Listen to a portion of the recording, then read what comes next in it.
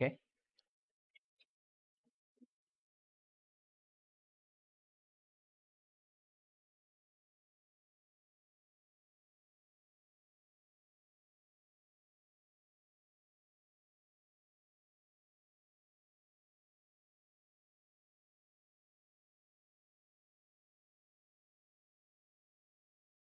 Hello everyone, আসসালামু আলাইকুম। কেমন আছো তোমরা সবাই? আশা করছি তোমরা সবাই অনেক অনেক ভালো আছো। অলরেডি আমরা ইন লাইভ, এবং তোমরা যারা যারা ইতিমধ্যে জয়েন করে ফেলছো তোমাদেরকে ওয়েলকাম টু দ্য লাইভ। আমরা আজকে ক্লাসটিতে পরিমাণগত রসায়নের পর্ব 2 দেখব, এবং পর্ব 2তে আমরা তোমাদেরকে অলরেডি গ্রুপে বলেছিলাম যে কোন কোন টপিকগুলো কভার করব। এই টপিকগুলো থেকে তুমি এক সেট সিকিউ পাবা। আগের টপিকগুলো থেকেও এক সেট সিকিউ থাকে, কখনো কখনো আগের টপিক থেকে গ নম্বর কোশ্চেন এবং আজকের টপিক থেকে ঘ নম্বর কোশ্চেন তুলে দেয়। আবার কখনো কখনো আজকের যে টপিকটা আছে এটা থেকে গ ঘ দুইটাই থাকে। সো আজকের টপিকগুলো অনেক বেশি ইম্পর্টেন্ট। যারা যারা ইতিমধ্যে গত ক্লাসেটা রেকর্ডেড করেছিলা, আমরা আশা করছি গত ক্লাসে তোমাদের সমস্ত বেসিকগুলো ক্লিয়ার হয়ে গেছে। আজকের ক্লাসটা যদি খুব বেশি লেন্দি না হয়, শেষের দিকে আমি গত ক্লাসে যে সমস্ত টপিকগুলো করিয়েছি সেগুলো থেকে কয়েকটি ম্যাথ তোমাদের দেখিয়ে দিব ইনশাল্লাহ। তোমরা যারা যারা ইতিমধ্যে লাইভটাতে জয়েন করে ফেলছো তোমরা একটু কমেন্টে জানাও আমার সব কিছু ঠিকঠাক শোনা যাচ্ছে কিনা, স্ক্রিন বোর্ড সব ঠিকঠাকভাবে দেখা যাচ্ছে কিনা, তোমরা একটু কমেন্টে জানাও। ওকে, তোমরা অনেকেই ওয়ালাইকুম সালাম বলছো, ওয়ালাইকুম সালাম বলছো। যারা যারা আসসালামু আলাইকুম দিছো তাদেরকে ওয়ালাইকুম সালাম। যারা যারা ওয়ালাইকুম সালাম বলছো তোমাদেরকে welcome to the live. So আমরা আজকের ক্লাসটিতে অনেক কিছু ইনশাল্লাহ দেখার চেষ্টা করব, পড়াশোনা করার চেষ্টা করব। ওকে, সো আমরা দেখতে পাচ্ছি ইতিমধ্যে অনেকে আমাদের সাথে লাইভটাতে জয়েন করে ফেলছো। সো তোমরা ধীরে সুস্থে সবাই জয়েন করে ফেলো। তোমাদের যদি পরিচিত কেউ থাকে তাদেরকে একটু কমেন্ট বক্সে মেনশন করে জানিয়ে দাও যে আমরা ক্লাসটি শুরু করে ফেলছি। সো আমরা ধীরে সুস্থে আস্তে আস্তে আজকে ক্লাসটি শুরু করব। সো আজকে আমরা প্রথম যেই টপিকটা দেখব সেটা হচ্ছে ট্রাইট্রেশন। সো ট্রাইট্রেশন রিলেটেড অনেক ব্যাপার স্যাপার আমাদের আছে। আমরা হচ্ছে ট্রাইট্রেশনের কোন অংশে বেশি ফোকাস করব, যেহেতু আমরা একদম পরীক্ষার শেষ মুহূর্তে আসি। এই মোমেন্টে আমাদের ট্রাইট্রেশনে যেই যেই জায়গাগুলোতে প্রবলেম হয় আমরা সেই জায়গাগুলোতেই ফোকাস করব।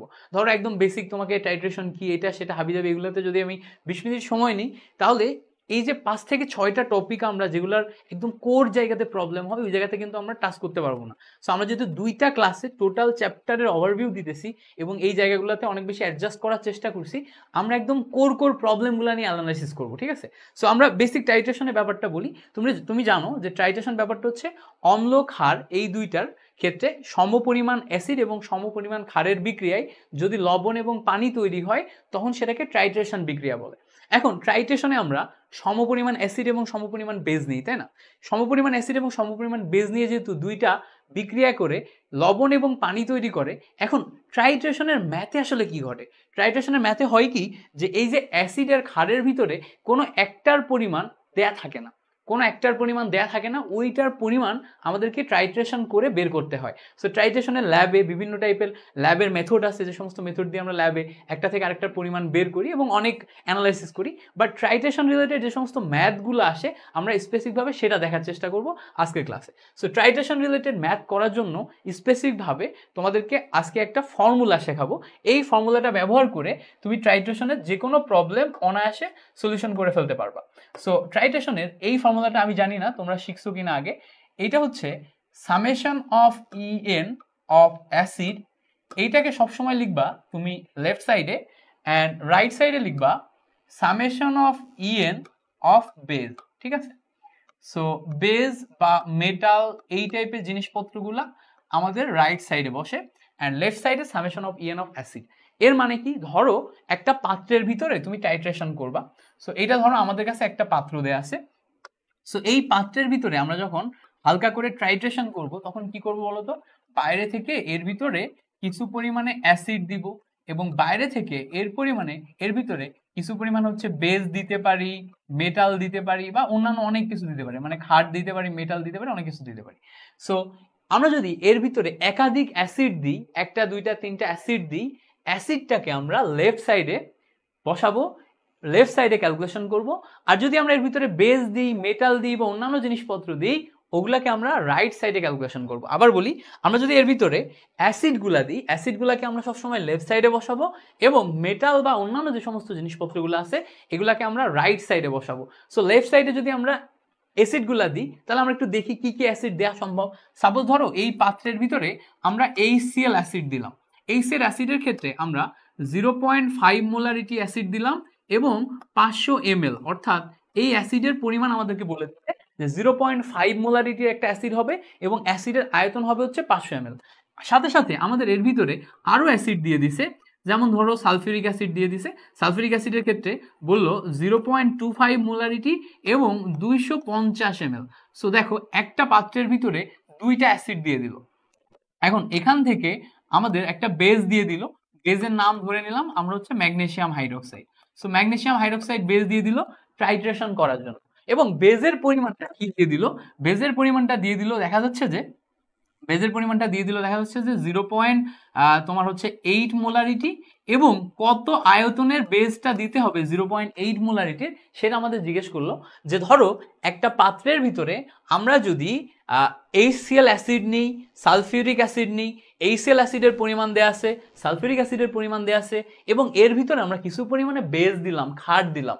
সো ক্ষারের ঘনমাত্রা দেয়া আছে, বলছে ক্ষারের আয়তন কত হলে এই জায়গাতে তোমার সম্পূর্ণরূপে ট্রাইট্রেশন হয়ে যাবে, মানে অ্যাসিড ক্ষার বিক্রিয়া করে প্রশমিত হয়ে যাবে এবং লবণ পানি তৈরি করবে, এটা আমাদের জিজ্ঞেস করছে। সো যদি এরকম কিছু জিজ্ঞেস করে, এরকম কোনো কেস থাকে, তখন আমরা কি করব? তখন আমরা এই টোটালটা ক্যালকুলেশন করব হচ্ছে এই ফর্মুলা অনুযায়ী। এই ফর্মুলা অনুযায়ী কিভাবে? দেখো আমি বলছি যে লেফট সাইডে আমরা সবসময় অ্যাসিড লিখবো আর রাইট সাইডে আমরা সবসময় বেস বা মেটাল লিখবো। মেটাল নিয়ে একটা ম্যাথ আমরা একটু পরেই দেখবো, আগে আমরা এটা দেখি।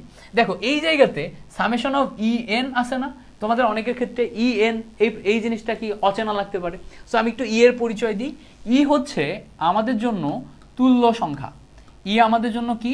হচ্ছে আমাদের জন্য তুল্য সংখ্যা। এখন বলো তো তুল্য সংখ্যা বলতে কি বোঝায়? যারা আমার আগের রেকর্ডেড ক্লাসটা দেখছো, আমি রেকর্ডেড ক্লাসে বলছিলাম তুল্য সংখ্যা হচ্ছে যার যেটা আছে সেটাই তার তুল্য সংখ্যা। তুল্য সংখ্যা হচ্ছে হাতিয়ার এক একজনের কাছে এক এক কিছু থাকতে পারে। এই ধরো স্বাধীনতার সময় বঙ্গবন্ধু শেখ মুজিবুর রহমান আমাদেরকে কি বলছিলেন? তোমাদের যার যা কিছু আছে তাই নিয়ে রুখে দাঁড়াও, তাই না? এই টাইপের কিছু একটা কথা বলছিলেন। সো এর মানে হচ্ছে তুল্য সংখ্যা এমন একটা জিনিস যে যার যা কিছু আছে তাই তার তুল্য সংখ্যা। ধরো আমরা যদি একটা অ্যাসিড নিয়ে কাজ করি, একটা অ্যাসিডের ক্ষেত্রে অ্যাসিডের হাইড্রোজেন প্লাস আয়ন ডোনেট করার ক্যাপাসিটি আছে, এটাই তার তুল্য সংখ্যা। একটা বেজ নিয়ে কাজ করলে বেজের হাইড্রক্সিল মাইনাস আয়ন ডোনেট করার ক্যাপাসিটি আছে, এটাই তার তুল্য সংখ্যা। তারপরে তুমি যদি হচ্ছে ক্যাটায়ন বা অ্যানায়নে যাও, ক্যাটায়নের ক্ষেত্রে জারণ সংখ্যা আছে, এটাই তার তুল্য সংখ্যা। ধাতুর ক্ষেত্রে জারণ সংখ্যা আছে, এটাই তার তুল্য সংখ্যা। সো তুল্য সংখ্যা ব্যাপারটা হচ্ছে যার যা কিছু আছে তাই তার তুল্য সংখ্যা। সো এখানে ভালো করে খেয়াল করো, HCl অ্যাসিডটার ক্ষেত্রে যদি আমরা দেখি, HCl অ্যাসিডে আমাদের হাইড্রোজেন আছে কয়টা? একটা। তাহলে একটা হাইড্রোজেন ডোনেট করতে পারে, তুল্য সংখ্যা 1। সালফিউরিক অ্যাসিডে দেখো তো আমাদের হাইড্রোজেন আছে কয়টা? দুইটা হাইড্রোজেন ডোনেট করতে পারে, এর তুল্য সংখ্যা 2। এরপরে দেখো তো ম্যাগনেসিয়াম হাইড্রোক্সাইডে আমরা হাইড্রক্সিল বা OH ছাড়তে পারি কয়টা? 2টা। সো 2টা ছাড়তে পারলে এর তুল্য সংখ্যা কত? 2। সো দেখো আমরা এখান থেকে কিন্তু অনায়াসে এর ভ্যালু বের করতে পারলাম। সো এখানে অফ HCl পাইছি, অফ সালফিউরিক অ্যাসিড পাইছি, অফ ম্যাগনেসিয়াম হাইড্রোক্সাইড। আচ্ছা, তোমরা আমার কথা ক্লিয়ারলি বুঝতে পারছো কিনা একটু কমেন্টে জানাও তো। আমি একটু অনেক দ্রুত কথা বলি তো, সো তোমরা যদি আমার কথা ক্লিয়ারলি বুঝতে পারো তাহলে তো সব ঠিকঠাক, বাট যদি না বুঝতে পারো তাহলে আমি একটু স্লো কথা বলবো, ঠিক আছে? আমি একটু দ্রুত কথা বলি, এটা আমার অভ্যাস। সো তোমরা একটু কমেন্টে জানাও। এইচএসসির সময় ট্রাইটেশনে বুয়েট ল্যাব করে ফেলছি ভাইয়া, আবার করতে হবে কি? বুয়েট ল্যাবে করে ফেলছো? বুয়েট এইচএসসি সব ট্রাইটেশন বুয়েট ল্যাবে? ভাইয়া শান্ত ভাইয়া, সবাই তো তোমার মতো বুয়েটে পড়ে না। আজকে আমরা বুয়েটে পড়ি না বলে বুয়েট ল্যাবের কথা কমেন্ট করতে পারি না, তাই না? সো আমরা আজকে বুয়েটে পড়ি না বলে বুয়েট ল্যাবের কথা কমেন্ট করতে পারি না। জীবনটা বেদনার। একমাত্র শান্ত ভাইয়াই বুয়েটে পড়ে, এই জন্য শান্ত ভাইয়া সবসময় দেখি বুয়েট কমেন্ট করে। সো তোমরা যারা আমার সাথে আজকে ক্লাসটা করতেছো, তোমরা সবাই শান্ত ভাইয়ার মতো একটা সেরা ফাইট দিয়ে বুয়েটে চান্স পাওয়া। চান্স পাওয়ার পরে তোমরা শান্ত ভাইয়ের সাথে কমেন্ট করবো, ভাইয়া আপনার ইউনিভার্সিটিতে চলে আসছি, আপনার ইউনিভার্সিটিতে এসে আপনার সাথে ল্যাবে ক্লাস করতেছি, ঠিক আছে? সাথে তো করতে পারবো না, তখন শান্ত ভাই আরো সিনিয়র হয়ে যাবে, শান্ত ভাইয়ের কিছু বললে ভাই আবার র্যাক দিবে, ঠিক আছে? সো তোমরা সবাই বলছো আমার কথা ক্লিয়ার। আমি একটু দ্রুত পড়াই, বুঝছো? দ্রুত পড়াই, দ্রুত কথা বলি। যদি তোমাদের মনে হয় যে আমার কথা কোনো জায়গাতে অস্পষ্ট, তাহলে আমাকে সাথে সাথে জানাবা। I will try my best যে আমি একটু স্লো ডাউন করে তোমাদের সাথে তোমাদের গতিতে আগাইতে। সো চলো আমরা এরপরে দেখি। এরপরে দেখো, এরপরে আমরা তুল্য সংখ্যা সম্পর্কে একটা ধারণা পেয়ে গেছি। এরপরে আমরা কি করব? এই সূত্রে আমরা সব জিনিসপত্রগুলো বসাবো। প্রথমে দেখো সামেশন অফ EN অফ অ্যাসিডের যোগ করতে বলছে, মানে সামেশন অফ EN অফ অ্যাসিডের মানে কি? অ্যাসিড গুলাকে আমরা এক সাইডে বসাবো summation of EN of base মানে কি, আমরা বেসগুলোকে এক সাইডে বসাবো। সো অ্যাসিড আমাদের দুইটা আছে, সো আমরা প্রথমে ইএন লিখলাম। কার জন্য ইএন? প্রথম অ্যাসিডের জন্য ইএন, প্রথম অ্যাসিডকে HCl। তারপরে আবার ইএন লিখলাম। ইএন মানে কি, কার জন্য ইএন? সালফিউরিক অ্যাসিডের জন্য ইএন। সো H2SO4 লিখে ফেললাম। অ্যান্ড দেন আমরা রাইট সাইডের জন্য আমরা ইকুয়াল লিখলাম। ইকুয়াল লেখার পর রাইট সাইডে আমাদের কি আছে বলতো? রাইট সাইডে আমাদের বেস আছে। অ্যান্ড বেসটা কোনটা? বেসটা হচ্ছে আমাদের ম্যাগনেসিয়াম হাইড্রোক্সাইড। সো ম্যাগনেসিয়াম হাইড্রোক্সাইডের জন্য আবারও আমরা ইএন লিখলাম। এবার এখানে আমরা চিহ্নিত করার জন্য ম্যাগনেসিয়াম হাইড্রোক্সাইড লিখলাম। সো দেখো এই থেকে আমরা কি পেয়ে গেলাম? ট্রাইট্রেশনের ইকুয়েশন পেয়ে গেলাম। সো এইভাবে আমরা ট্রাইট্রেশনের ইকুয়েশন অনায়াসে লিখে ফেলতে পারি। এখন মজার একটা ব্যাপার হচ্ছে, জাস্ট তোমাদেরকে একটু বোঝানোর জন্য লিখে দিব। মজার একটা ব্যাপার হচ্ছে এই যে এনটা আছে না, এর ভিতরে এই যে এনটা আছে না, এই এন থাকা মানে ওই যে প্রথম ক্লাসে প্রথম অংশে আমাদের লাইভে কেটে গেছিল, মনে আছে যে মোল নাম্বার এন, এইটা দ্বারা কি কি জায়গাতে যাওয়া যায়? মোল নাম্বার এন মানে আমরা দেখেছিলাম n equals to W divided by M এ যাওয়া যায়। তারপরে হচ্ছে n ডিভাইডেড বাই এন এতে যাওয়া যায়, অর্থাৎ ভরে যাওয়া যায়, সংখ্যায় যাওয়া যায়। STPতে আয়তনে যাওয়া যায় V বাই 22.4 লিটার। SATPতে আয়তনে যাওয়া যায় 24.8 বা 789। তারপরে PV বাই RTতে যাওয়া যায় n ইকুয়ালস টু VS এ যাওয়া যায়। এই যে প্রথম ক্লাসে আমরা যতগুলা দেখছিলাম, সো এই জায়গাতে n থাকা মানে এর ভিতরে যে কোনো জিনিস আমরা বসাতে পারবো, এর ভিতরে যে কোনো জিনিস আমরা বসাতে পারবো। তাহলে প্রশ্ন হচ্ছে ভাইয়া কাকে বসাবো? দেখো বসানোর ক্ষেত্রে এখানে আমাদের কি টাইপের ইনফরমেশন দেয়া আছে ম্যাথ করার জন্য তার উপর ডিপেন্ড করে এখান থেকে আমরা চুজ করব। সো এই জায়গায় আসে হচ্ছে ঐকিক নিয়মের প্রবলেম।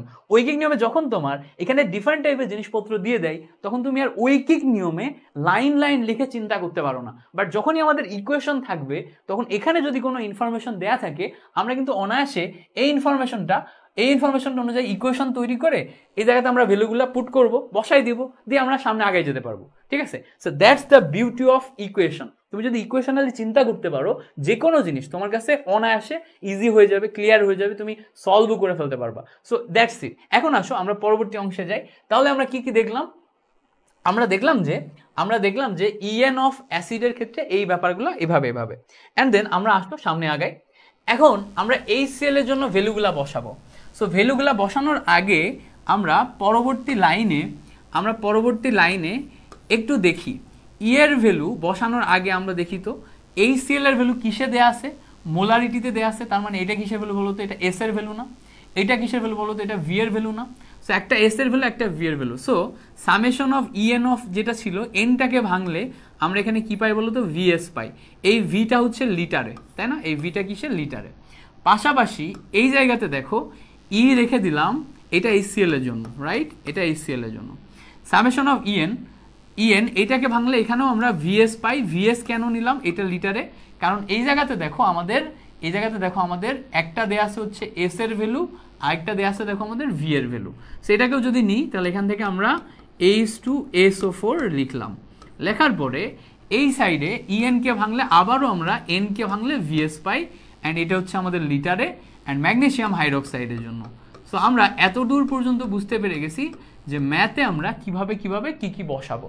অ্যান্ড দেন এইবার আমরা ভ্যালুগুলা বসাই দিব। এবার আমরা একটা একটা করে ভ্যালুগুলা বসাবো। যেমন দেখো HCl এর জন্য ই এর ভ্যালু কত দেখছিলাম? 1। VL এর ভ্যালু কত? দেখো VL এর ভ্যালু দেয়া আছে হচ্ছে, V এর ভ্যালু দেয়া আছে হচ্ছে 200, এখানে দেয়া আছে দেখো 500 ml। সো 500 ml দেয়া, বাট আমাদের বসাতে হবে কিসে? লিটারে। সো লিটারে বসানোর জন্য কি করব? 1000 দিয়ে ভাগ করলে মিলিলিটার থেকে লিটারে কনভার্ট হয়ে যাবে। S এর ভ্যালু দেখো দেয়া আছে 0.5। S এর ভ্যালু কত দেয়া আছে? 0.5। সো একটার ভ্যালু আমরা বসাই ফেলছি।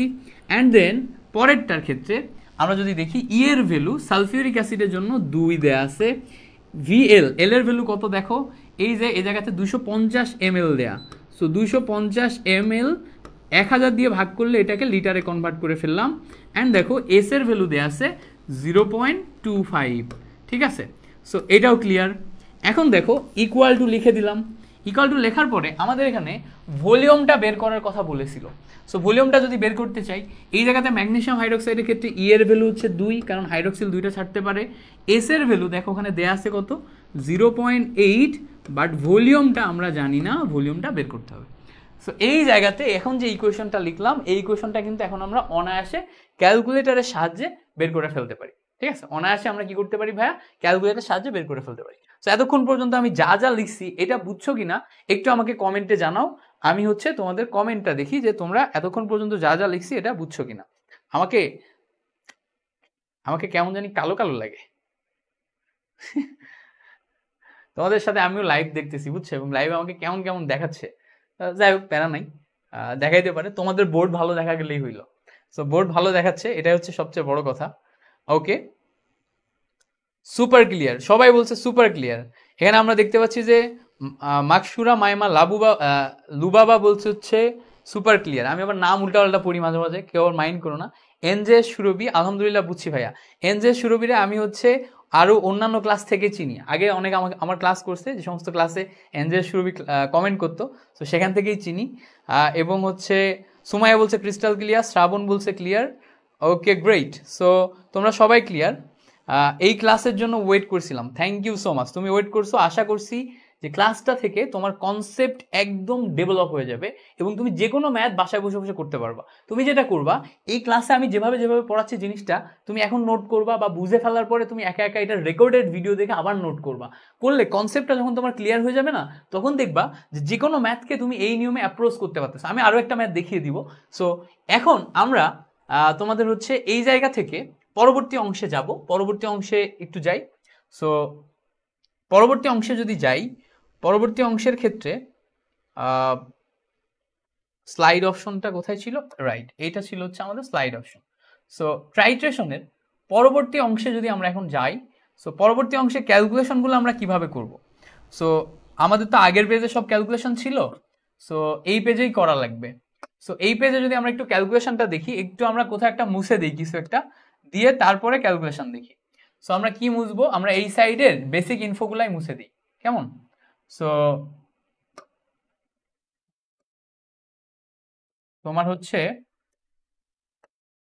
আমরা বেসিক ইনফোগুলাই মুছে দিই, দিলে তোমরা হচ্ছে ভালো বুঝবা। সো এই তো মুছে ফেলছি। অ্যান্ড দেখো আমরা এখান থেকে এখন ক্যালকুলেশনগুলো করব। সো ক্যালকুলেশনগুলো একটু করি। দেখো এই জায়গা থেকে যদি আমরা এখন ভিএল এর ভ্যালু বের করি, ভিএল ইকুয়ালস টু কি আসবে, উপরে যাবে এই সাইডের টোটাল ক্যালকুলেশন। টোটাল ক্যালকুলেশনে তুমি যদি দেখো, এখান থেকে দুইটা শূন্য, এখান থেকে দুইটা শূন্য কাটে, ঠিক আছে। সো উপরে থাকে আমাদের 0.5 ইন্টু 5 ডিভাইডেড বাই 10, ঠিক আছে। এই জায়গাতে কাটাকাটি করলে দেখো কি থাকে, এই দুই দিয়ে এইটা গুণ করলে 500 আসে, 500-র সাথে এই দুইটা শূন্য কেটে যায়। সো প্লাস থাকে হচ্ছে 0.25 ইন্টু 5 ডিভাইডেড বাই 10, ঠিক আছে। আর নিচে এই জায়গা থেকে আসে হচ্ছে 2 ইন্টু 0.8। সো এইটা এখন ক্যালকুলেশন করলে আমাদের সঠিক উত্তর চলে আসবে। তো তোমরা একটু ক্যালকুলেশন করে আমাকে কমেন্টে জানাও যে কত ml ম্যাগনেসিয়াম হাইড্রোক্সাইড লাগবে, ঠিক আছে। বলছে ভাইয়া বোর্ড এক্সামে এইভাবে করা যাবে, অবশ্যই করা যাবে, ভাই নট। যদি নিয়ম থাকে কেন করা যাবে না? বোর্ড এক্সামে কি সমস্যা, আমি তো এই জিনিসটা বুঝি না। আমি নিজে এইভাবে করে করেই তো কত ম্যাথ করে এত দূর পর্যন্ত চলে আসলাম, ঠিক আছে। বোর্ড এক্সামে আরো ফ্লেক্সিবিলিটি বেশি, সবসময় মাথায় রাখবা বোর্ড এক্সামে আরো ফ্লেক্সিবিলিটি বেশি। কারণ কি, বোর্ড এক্সামে তুমি যদি খাতায় লিখে আসো তাহলে টিচার মার্ক দিতে বাধ্য। বোর্ড এক্সামে স্ক্রিপ্ট এভলিউশন কিভাবে হয় এইটা নিয়ে তোমাদের একটা ভিডিও দেওয়া উচিত আমার। বোর্ড এক্সামে স্ক্রিপ্ট এভলিউশনের জন্য প্রবাবল সমস্ত অ্যান্সারগুলা টিচারদের কাছে তোমার দেয়া হয়। সেই প্রবাবল সমস্ত অ্যান্সারগুলা টিচারদের কাছে যখন যায়, ওই নিয়মের ভিতর যে কোনো একটাতে পড়লেই তুমি হচ্ছে মার্ক দিতে তোমাকে বাধ্য। বোর্ড এক্সামে কাটবে না। তোমার কলেজের টিচার তার ইচ্ছা মতো কেটে দিতে পারে, কারণ সে হয়তো এই নিয়ম জানে না, পারে না, ঠিক আছে। সো সে কেটে দিতে পারে, কিন্তু বোর্ড এক্সামে কখনোই কাটবে না। সো যদি নিয়ম থাকে তাহলে অবশ্যই অ্যাপ্লাই করা যাবে, ঠিক আছে। এবং অ্যাপ্লাই করে এইভাবেই তুমি ম্যাথগুলা করবা, ট্রাইট্রেশনের ম্যাথ। গ্রেট, ওকে।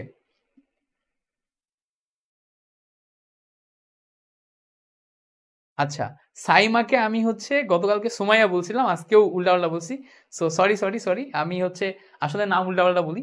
সো এরকম আর হবে না। সো এই ম্যাথটার অ্যান্সার কত আসবে তোমরা একটু জানাও। আচ্ছা, অ্যান্সার সবাই বলতেছো যে 0.234, এটা কিন্তু লিটারে। দেখো আমি কিন্তু এটা করছি সব লিটারে, দ্যাটস ওয়াই লাস্ট এসে কিন্তু লিটারে আসছে। সো আমার যদি এটাকে মিলি লিটারে কনভার্ট করতে হয়, সো 0.234 ইন্টু 1000, ঠিক আছে। এইটা এখন হয়ে গেল কি মিলিলিটার। সো 234 ml এই আয়তনের ম্যাগনেসিয়াম হাইড্রোক্সাইড যদি হয় তাহলে টাইট্রেশন ঠিকঠাক হয়ে যাবে। তোমাদের কাছে কোনো কোর্স যদি থাকে যেই কোর্স করলে আমি নাম মনে রাখতে পারবো আমাকে একটু সাজেস্ট করবে, ঠিক আছে? পার্সোনালি আমি লাইফে মানুষের নাম মনে রাখতে চাই, মানুষের নাম শুদ্ধভাবে পড়তে চাই, মানুষের নাম সুন্দর মতো উচ্চারণ করতে চাই, অ্যাজ লাইক শাহরুখ খান। শাহরুখ খানের আমি বহুত ইন্টারভিউ দেখছি অ্যান্ড দেখি শাহরুখ খান এই জিনিসটা খুব ভালো করে করে, বাট আমি ওনার থেকে অনেক কিছু শিখলেও এই জিনিসটা শিখতে পারি না, ঠিক আছে? তোমাদের কাছে যদি কোনো উপায় থাকে আমাকে সাজেস্ট করবা, ঠিক আছে? I will try my best যে আমি মানুষের নাম মনে রাখবো, ঠিক আছে? ওকে, তো চলো আমরা পরবর্তীতে যাই, পরবর্তী স্লাইডে যাই। পরবর্তী স্লাইডে আমরা নতুন আরেকটা ম্যাথ করব, ঠিক আছে? নতুন আরেকটা ম্যাথ করব, আরেকটু কঠিন করার ট্রাই করব, ঠিক আছে? ম্যাথটাকে আরেকটু কঠিন করার ট্রাই করব। So let's go. আমাদের কাছে আর একটা পাত্র দিল, এই পাত্রের ভিতরে আমাদের হচ্ছে টাইট্রেশন করতে হবে। সো পাত্রের ভিতরে আমাদেরকে একটু কঠিন টাইপের অ্যাসিড দিয়ে দিল, যেমন দেখো নাইট্রিক অ্যাসিড দিয়ে দিল, আরেকটা দিয়ে দিল ধরো হচ্ছে sulphuric acid. So nitric acid and sulphuric acid এই দুইটা জিনিস দিয়ে দিছে। নাইট্রিক অ্যাসিডের ক্ষেত্রে 0.2 মোলারিটি আর 100 ml দিয়েছে, ঠিক আছে? সো 0.2 মোলারিটি 100 ml এটা হচ্ছে নাইট্রিক অ্যাসিডের ক্ষেত্রে। সালফিউরিক অ্যাসিডের ক্ষেত্রে 0.5 মোলারিটি আর 200 ml এই ইনফরমেশনটা দিয়ে রাখছে। ওকে, এইবারটা এই পাত্রের ভিতরে বেজ হিসেবে কি কি দিছে? বেজ হিসেবে দিছে ধরো হচ্ছে সোডিয়াম হাইড্রোক্সাইড, খুবই কড়া একটা বেজ বা ক্ষার, এইটা হচ্ছে 0.4 মোলারিটি এবং 50 ml, ঠিক আছে? আর পাশাপাশি এর ভিতরে কিছু পরিমাণে ম্যাগনেসিয়াম ধাতু দিছে, ম্যাগনেসিয়াম ধাতু দিছে। অ্যান্ড তোমাকে বলে দিল ভাইয়া ম্যাগনেসিয়াম ধাতুর পরিমাণ কত? ব্যাপারটা কি? ব্যাপারটা হচ্ছে যে একটা পাত্রের ভিতরে তুমি নাইট্রিক অ্যাসিড দিলা, সালফিউরিক অ্যাসিড দিলা, তারপরে সোডিয়াম হাইড্রোক্সাইড দিলা, তিনটা দিয়েই সে এখন প্রশমিত হচ্ছে, টাইট্রেশন হচ্ছে। তো তোমার কাছে প্রশ্ন করছে আর কি পরিমাণে ম্যাগনেসিয়াম ধাতু দিলে এরা পরিপূর্ণভাবে ট্রাইট্রেটেড হয়ে যাবে, দ্রবণে কোনো অম্ল বা ক্ষার থাকবে না, পরিপূর্ণভাবে ট্রাইট্রেটেড হয়ে যাবে, দ্রবণে কোনো অম্ল বা ক্ষার থাকবে না। সো এইটা কি সেটা আমাদের জিজ্ঞেস করছে। এখন এইটা আমরা কিভাবে করব? দেখো, এইটা করার জন্য আমাদের বেসিক ফর্মুলা অনুযায়ী আমরা আগাবো। সো আমরা কি লিখবো? Summation of EN of left সাইডে যাবে হচ্ছে আমাদের অ্যাসিড অ্যান্ড রাইট সাইডে সামেশন অফ ইএন অফ কি হবে বলো তো? একটা হচ্ছে বেজ বা মেটাল, এগুলা, ঠিক আছে?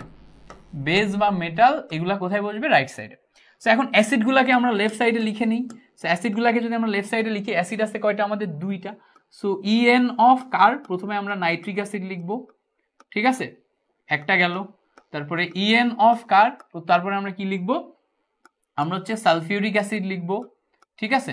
দেন রাইট সাইডে যে ইএন অফ বেজের ভিতরে আমাদের সোডিয়াম হাইড্রোক্সাইড আছে, এইটাকে লিখব। দেন ইএন অফ বেজের ভিতরে আমাদের ম্যাগনেসিয়াম ধাতু আছে, ম্যাগনেসিয়াম ধাতু লিখব। এইবারটাই আসে হচ্ছে আসল মজা, ঠিক আছে? এবারটাই আসে হচ্ছে আসল মজা। সো প্রথমে আমরা নাইট্রিক অ্যাসিড নিয়ে একটু কাজ করি। নাইট্রিক অ্যাসিডের ভ্যালু কি দেওয়া ছিল দেখো, ভালো করে বুঝবা। নাইট্রিক অ্যাসিডের ভ্যালু দেওয়া ছিল 0.2 মোলারিটি 100 ml। সো নাইট্রিক অ্যাসিডের জন্য আমাদের তুল্য সংখ্যা কত? নাইট্রিক অ্যাসিড একটা মাত্র হাইড্রোজেনকে ছাড়তে পারে, তুল্য সংখ্যা 1। সো 1 দিলাম তুল্য সংখ্যা। এই n কে ভাঙলে এখন আমরা হচ্ছে VS পাই। সো VS যদি পাই, সো ভি এর ভ্যালু কত দেয়া আছে দেখো তো? ভি এর ভ্যালু দেয়া আছে হচ্ছে 100 ml। সো 100 ml দিলে তো হবে না, এই জায়গাতে n কে ভাঙলে VS, ভি হচ্ছে লিটারে। আমরা ওই আগে ফর্মুলা দেখছিলাম যে n ইকুয়ালস টু আমাদের VS হয়, এখানকার ভি কি? লিটারে। সো এটা যদি লিটারে হয় তাহলে লিটারে কনভার্ট করতে গেলে 1000 দিয়ে ভাগ করতে হবে। অ্যান্ড দেন এস এর ভ্যালু কত দেয়া আছে দেখো তো? 0.2 মোলারিটি। সো আমরা 0.2 মোলারিটি বসিয়ে ফেললাম। অ্যান্ড দেন এবার আমরা সালফিউরিক অ্যাসিড নিয়ে কাজ করব। সালফিউরিক অ্যাসিডের ক্ষেত্রে ই এর ভ্যালু কত? আমাদের 2। অ্যান্ড দেন আমরা যদি এন কে ভাঙি আবারও ভিএস পাই, কারণ কি এখানে আমাদের ভিএস ফরম্যাটেই ভ্যালুটা দেয়া আছে। সো ভি কে ভাঙলে, ভি কে নিলে 200 ml দেয়া আছে, এটাকে লিটারে কনভার্ট করলে 1000 দিয়ে ভাগ করলাম। এস এর ভ্যালু কত দেয়া আছে দেখো? 0.5। সো এটাও আমরা বসাই দিলাম। এবার লেফট সাইডে আমাদের যতগুলো অ্যাসিড ছিল সবগুলো শেষ। সো আমরা লেফট সাইডের ক্যালকুলেশন শেষ করে ফেলছি। অ্যান্ড দেন আমরা রাইট সাইডে যাব। রাইট সাইডে আমাদের কি কি আছে? আমাদের সোডিয়াম হাইড্রোক্সাইড আছে। সোডিয়াম হাইড্রোক্সাইডের জারণ সংখ্যা কত বা সংখ্যা কত? 1। সো আমরা 1 বসালাম। এবার এন কে ভাঙলে আবারও এটাই দেখো ভিএস ফরম্যাটেই ভ্যালু দেওয়া আছে। সো ভি এর ভ্যালু কত? ভি এর ভ্যালু হচ্ছে 50 ml। সো 50 ডিভাইডেড বাই আমাদের লিখতে হবে 1000। এস এর ভ্যালু 0.4। এইবার হচ্ছে আসল খেলা। আসল খেলা কি? আমাদের চাইছিল ম্যাগনেসিয়ামের কি ভর চাইছিল, ডাব্লু। সো এই জায়গাতে ই এর ভ্যালু কি হবে? ম্যাগনেসিয়ামের ক্ষেত্রে ম্যাগনেসিয়ামের জারণ সংখ্যাই হচ্ছে তার তুল্য সংখ্যা। তো ম্যাগনেসিয়ামের জারণ সংখ্যা কত আছে? 2, ম্যাগনেসিয়াম 2+। সো জারণ সংখ্যা 2 লিখলাম, বা 2 লেখার পরে n কে ভেঙে আমার কি বের করতে হবে? ভর। সো n কে ভেঙে ভর বের করার ফর্মুলা কি? n equals to w divided by m।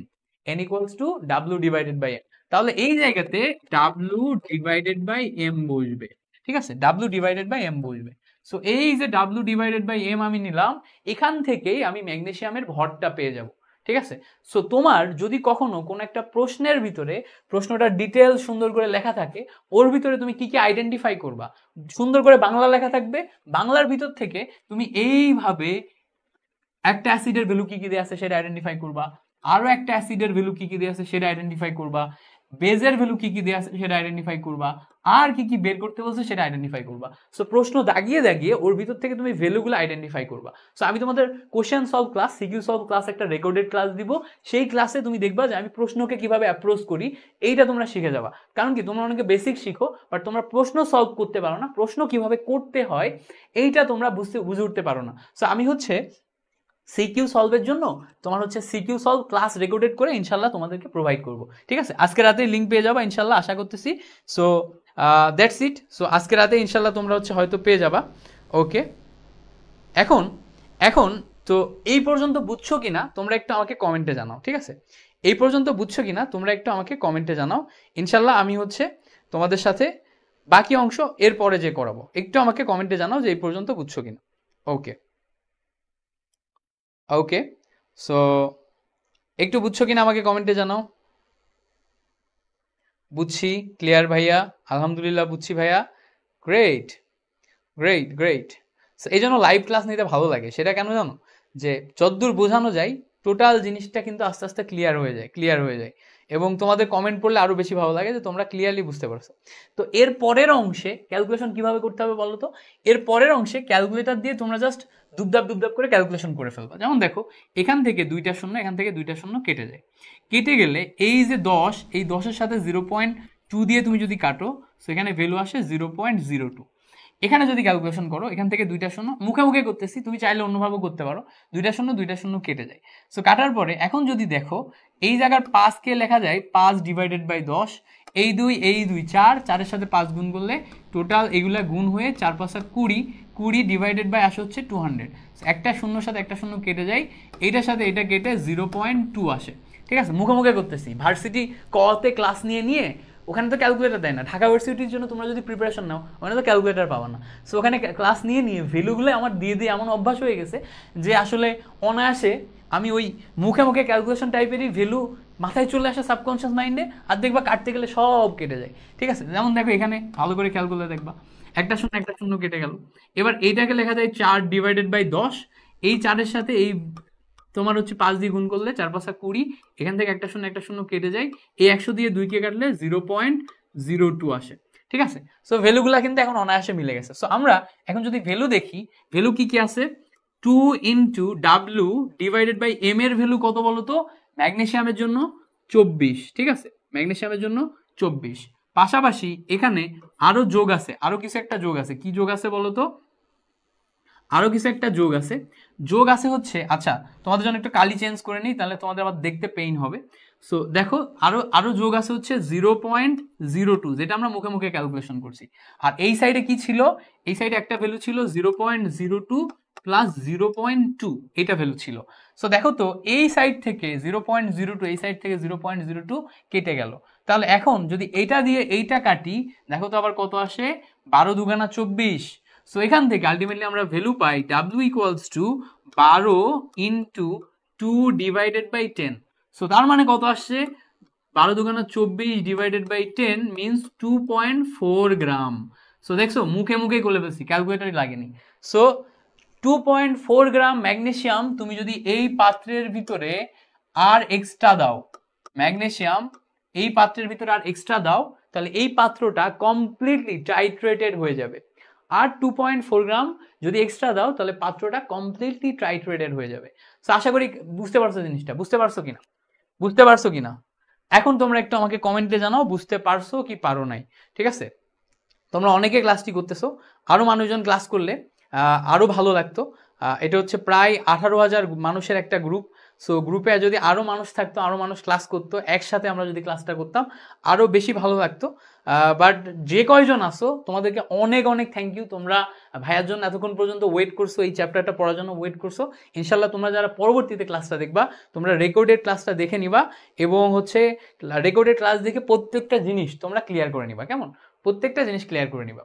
ঠিক আছে, ওকে। এখন আমরা যদি এই টপিকটা ক্লিয়ার হয়ে যায় তাহলে আমরা পরবর্তী টপিকে যাব। তোমরা একটু জাস্ট আমাকে জানাও যে টপিকটা ক্লিয়ার হয়ে গেছে কিনা। ঠিক আছে, সো দেখো এরপরে পরবর্তী টাইপে আসি, সেটা হচ্ছে দ্রবণের প্রকৃতি নির্ণয়। আমাদের পরবর্তী টাইপ হচ্ছে দ্রবণের প্রকৃতি নির্ণয়, এইটাতে আসি। গ্রেট, সো আমরা দ্রবণের প্রকৃতি নির্ণয় এটা দেখব। সো তোমরা দ্রবণের প্রকৃতি নির্ণয় নিয়ে প্যারা খাও কে কে, একটু আমাকে কমেন্টে জানাও যে ভাইয়া দ্রবণের প্রকৃতি নির্ণয় নিয়ে হচ্ছে আমরা অনেক প্যারা খাই। সো যারা যারা দ্রবণের প্রকৃতি নির্ণয় নিয়ে প্যারা খাও, আজকে দ্রবণের প্রকৃতি নির্ণয় এত শর্টকাটে শেখাই দিব তোমাকে, তুমি এইভাবেই করবা, কোথাও আর প্যারা খাবা না, গ্যারান্টি দিচ্ছি তোমাকে। দ্রবণের প্রকৃতি নির্ণয় নিয়ে আর কোনো দিন প্যারা খাবা না। সো দ্রবণের প্রকৃতি নির্ণয় একদম শর্টে শেখাই দিব। ওকে, জাস্ট একটু কমেন্টে জানাও যে ভাইয়া প্যারা খাই প্যারা খাই। ওকে, আচ্ছা, অনেকেই প্যারা খাও। চলো দেখো, দ্রবণের প্রকৃতি নির্ণয়ের ঐকিক নিয়মের পদ্ধতি আছে। তুমি যদি ঐকিক নিয়মের পদ্ধতিতে করতে চাও, which is completely good, I don't have any problem with ঐকিক নিয়মের পদ্ধতি। বাট তুমি যদি পরীক্ষার হলে ফিল করো প্রশ্ন অনেক কঠিন হয়ে গেছে, ঐকিক নিয়মে গেলে আমি ভুল করার চান্স আছে, আমার উত্তর মিলাই দিয়ে আসতে হবে, তাহলে আমি ফর্মুলার মাধ্যমে করব। দেন গো ফর ফর্মুলা। ঠিক আছে, সো তুমি ঐকিক নিয়মে তখন না করে ফর্মুলা দিয়ে করবা। অ্যান্ড দেখো ফর্মুলা আমার তোমাদের কাছে অনেকের কাছে নতুন লাগতে পারে, বাট ফর্মুলাটা ভালো করে শিখে নিবা। দ্রবণের প্রকৃতি নির্ণয়ের জন্য আমাদের ঘনমাত্রা নির্ণয় করতে হয়, দ্রবণের পরবর্তী ঘনমাত্রা। ধরো ব্যাপারটা হইছে যে আমাদের কাছে একটা পাত্র দেয়া আছে, হ্যাঁ, এইটা আছে একটা পাত্র, এই পাত্রের ভিতরে ম্যাগনেসিয়াম হাইড্রোক্সাইড দেয়া আছে, ঠিক আছে, আর পাত্রের ভিতরে তারপরে তোমার হচ্ছে ধরো HCl দেয়া আছে, দুইটারই পরিমাণ আলাদা আলাদাভাবে দেয়া আছে। দুইটা মিশ্রণের পরে এই পাত্রর প্রকৃতি কেমন হতে পারে? এই পাত্রের প্রকৃতি দেখো, যদি যদি ম্যাগনেসিয়াম হাইড্রোক্সাইডের পরিমাণ বেশি হয় তাহলে হচ্ছে ক্ষারীয় হবে, ঠিক আছে। যদি ম্যাগনেসিয়াম হাইড্রোক্সাইডের পরিমাণ বেশি হয় তাহলে ক্ষারীয় হবে। যদি HCl এর পরিমাণ বেশি হয় তাহলে কি হবে বলো তো? অম্লীয় হবে। সো কার পরিমাণ বেশি তার উপর ডিপেন্ড করে অম্লীয় হবে বা ক্ষারীয় হবে। বাট যদি ম্যাগনেসিয়াম হাইড্রোক্সাইডের তোমার হচ্ছে HCl এর পরিমাণ সমান হয়ে যায়, তার মানে কি এইটা সমান সমান সমান হয়ে যাবে, সমমোলার দ্রবণ, তখন কিন্তু এটা কমপ্লিটলি ট্রাইট্রেটেড হয়ে যাবে, অর্থাৎ প্রশমন বিক্রিয়া হবে, তখন আমরা ট্রাইট্রেশনের নিয়মে ম্যাথ করব। বাট যেহেতু এই জায়গাতে তোমার যে কোনো একটা বেশি থাকবে, যে কোনো একটা বেশি থাকলেই হয় সে ক্ষারীয় হবে, না হলে সে অম্লীয় হবে। এখন দ্রবণটা ক্ষারীয় হবে না অম্লীয় হবে এটা আমরা কিভাবে বের করব? বের করার ফর্মুলা খুব সিম্পল। দেখো, দ্রবণের প্রকৃতি বের করার জন্য দ্রবণের ঘনমাত্রা বের করতে হবে। দ্রবণের নতুন ঘনমাত্রা x ইকুয়ালস টু উপরে যাবে summation of En of acid minus summation of En of কি বলতো? বেজ, ঠিক আছে। আর নিচে যাবে হচ্ছে ভি টোটাল। দেখো, summation of En of acid minus summation of En of base divided by V total, that's it. Summation of En of acid minus summation of En of base divided by V total. দেখো তো কোথাও এই ফর্মুলাটা আগে তুমি করছো কিনা, আগে করছো কিনা, জাস্ট একটু চিন্তা করে দেখো তো এই ফর্মুলাটা আগে করছো কিনা। দেখো একটু আগে আমরা এই ফর্মুলা দিয়েই করে আসছি। এই ফর্মুলাতে আমরা আগে summation of En of acid equals to summation of En of base করছিলাম। সো এই উপরের যে সামেশনের পার্টটা, এটা আগেও আমরা যেভাবে করছি এখন আমরা সেম ভাবে ক্যালকুলেশন করব। কিন্তু আগে আমরা ইকুয়াল করছিলাম, এখন কি করছি? একটা থেকে আরেকটা বাদ দিছি। কারণ কি? কারণ দেখো এই জায়গাতে যখন তুমি কিছু পরিমাণ অ্যাসিড দিবা, তার ভিতরে কিছু পরিমাণ বেজ দিবা, সো অ্যাসিডের ভিতরে বেজ দিলে অ্যাসিড বেজকে ট্রাইট্রেট করে ফেলবে, ট্রাইট্রেট করে লবণ পানি যখন তৈরি করবে তখন যার পরিমাণ এক্সট্রা সেই তো থেকে যাবে, বাকিটা তো প্রশমিত হয়ে যাবে। ধরো এখানে তুমি যদি 10 পরিমাণ অ্যাসিড দাও আর 5 পরিমাণ বেজ দাও, তাহলে 10 অ্যাসিডকে 5 বেজ বিক্রিয়া করে নিয়ে চলে যাবে, মাইনাস করে নিয়ে চলে যাবে, নিয়ে গেলে আর এখানে অনলি 5 পরিমাণ অ্যাসিড থেকে যায় না।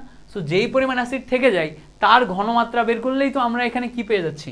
আমরা দ্রবণের প্রকৃতি পেয়ে যাচ্ছি।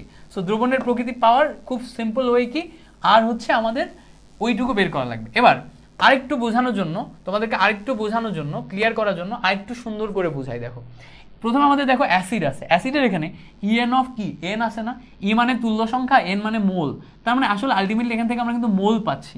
সো আমরা প্রথমে অ্যাসিডের মোলটা নিলাম, মোল নিলাম কার, অ্যাসিডের মোল, ঠিক আছে।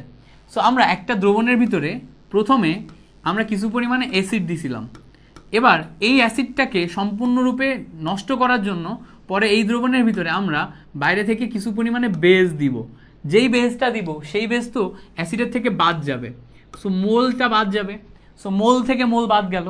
সো মোল থেকে মোল যদি বাদ যায়, মোল থেকে মোল যদি বাদ যায় তাহলে কি ঘটে দেখো তো, ধরো না এখানে আমরা 10 মোল দিছিলাম, তার থেকে 5 মোল বাদ চলে গেল, তাহলে অবশিষ্ট থাকলে কয় মোল, 5 মোল।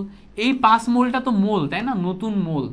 এখন ভালো করে খেয়াল করো তো, যেইটুকু অবশিষ্ট থাকবে তার যদি ঘনমাত্রা পেতে হয় তাহলে তোমার কি করতে হবে, আয়তন দিয়ে ভাগ করতে হবে, কারণ কি মোলকে আয়তন দিয়ে ভাগ করলে আমরা ঘনমাত্রা এস পাই। সো এই যে আয়তন দিয়ে ভাগ করলাম, এই আয়তনটা আসলে কোন আয়তন, দেখো একটা পাত্রের ভিতরে আমরা বেজও দিছি অ্যাসিডও দিছি, সো বেজেরও একটা আয়তন ছিল আর অ্যাসিডেরও একটা আয়তন ছিল, ঠিক বলছি কিনা, অ্যাসিডেরও একটা আয়তন ছিল। সো দুইটা আয়তন যোগ হয়ে নতুন আয়তন তৈরি হচ্ছে না, এই যে দুইটা আয়তন যোগ হয়ে নতুন আয়তন তৈরি হচ্ছে, এই নতুন আয়তনই হচ্ছে আমার ঘনমাত্রা S equals to N divided by V. এই ভিটা হচ্ছে আমাদের, এই দেখো ভি টোটাল। অর্থাৎ অ্যাসিড এবং বেস দুইটার আমাদের মোল সংখ্যা বাদ দেওয়ার পরে যে অংশটুকু অবশিষ্ট থাকবে সেই অবশিষ্ট অংশকে টোটাল আয়তন দিয়ে যদি আমরা ডিভাইড করি দেন আমরা নতুন ঘনমাত্রা পেয়ে যাব। সো এই নতুন ঘনমাত্রা কি হবে তার উপর ডিপেন্ড করে আমাদের দ্রবণের প্রকৃতি বের হবে। এবার দ্রবণের প্রকৃতিতে সেটা তো আমরা তোমাকে বেসিক বুঝাইলাম, যেহেতু নতুন ফর্মুলা, সো নতুন ফর্মুলা যদি তোমাকে শেখাই তাহলে সেটা তো আমাদের ভালো করে শিখতে হবে, তাই না। সো এই জন্য তোমাকে বেসিক বুঝাইলাম। এখন আসো যে আমরা এখান থেকে আমরা কিভাবে দ্রবণের প্রকৃতি নির্ণয়ের ডিসিশন নিতে পারবো সেটা একটু দেখাই। সো ডিসিশন কিভাবে নিতে পারবো ভালো করে দেখো। ডিসিশন নেওয়ার জন্য প্রথমে আমাদের অ্যাসিড আছে, তারপর আমাদের বেজ আছে। অ্যাসিডের চিহ্ন কি বলো তো, অ্যাসিডের চিহ্ন দেখো ভালো করে খেয়াল করলে দেখবা অ্যাসিডের চিহ্ন হচ্ছে প্লাস আর বেজের চিহ্ন দেখো হচ্ছে মাইনাস। সো যদি আমরা এখান থেকে শেষ পর্যন্ত টোটালটা ক্যালকুলেশন করে এক্স এর ভ্যালু পজিটিভ পাই, তার মানে দ্রবণের প্রকৃতি হচ্ছে অম্লীয়, কারণ কি অম্লীয় হচ্ছে পজিটিভ নির্দেশ করে বা অ্যাসিডিক। সো দ্রবণের প্রকৃতি তখন কি হবে, অম্লীয়। আর যদি এক্স এর ভ্যালু এখান থেকে আমরা ক্যালকুলেশন করে নেগেটিভ পাই তাহলে দ্রবণের প্রকৃতি কি হবে, ক্ষারীয়, কারণ কি ক্যালকুলেশন করে আমরা এখান থেকে মাইনাস কিছু পাচ্ছি। সো তখন আমাদের দ্রবণের প্রকৃতি কি, বেসিক। সো একটা হচ্ছে অম্লীয় আর একটা কি, ক্ষারীয়। সো এইভাবে আমরা এখান থেকে ক্যালকুলেশন করে বের করতে পারবো। এবার একটা খুব সিম্পল জিনিস খেয়াল করো তো, এই যে এক্সটা তুমি পাচ্ছ, এই এক্সটা আসলে যদি পজিটিভ হয়, পজিটিভ হলে অম্লীয় যদি হয় তাহলে এটা হাইড্রোজেন প্লাস আয়নের ঘনমাত্রা নির্দেশ করে না, আর এটা যদি নেগেটিভ হয় তাহলে এটা ক্ষারীয়, তার মানে কি এটা আসলে হাইড্রক্সিল মাইনাস আয়নের ঘনমাত্রা নির্দেশ করে। সো হাইড্রোজেন প্লাস আয়নের ঘনমাত্রা নির্দেশ করলে এখান থেকে আমরা পিএইচ বের করতে পারবো আর এখান থেকে আমরা পিওএইচ বের করতে পারবো।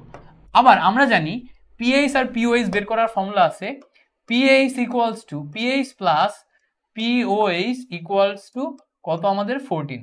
সো এইটা ব্যবহার করে আমরা কিন্তু অনায়াসে পিএইচ পিওএইচ বের করতে পারবো।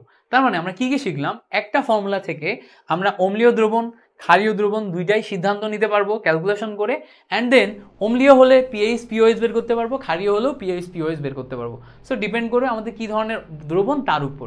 সো আমরা একটা ম্যাথ এখান থেকে দেখব, তার আগে তোমরা আমাকে একটু কমেন্টে জানাবা যে টোটাল জিনিসটা তোমরা ক্লিয়ার হয়ে গেছো কিনা।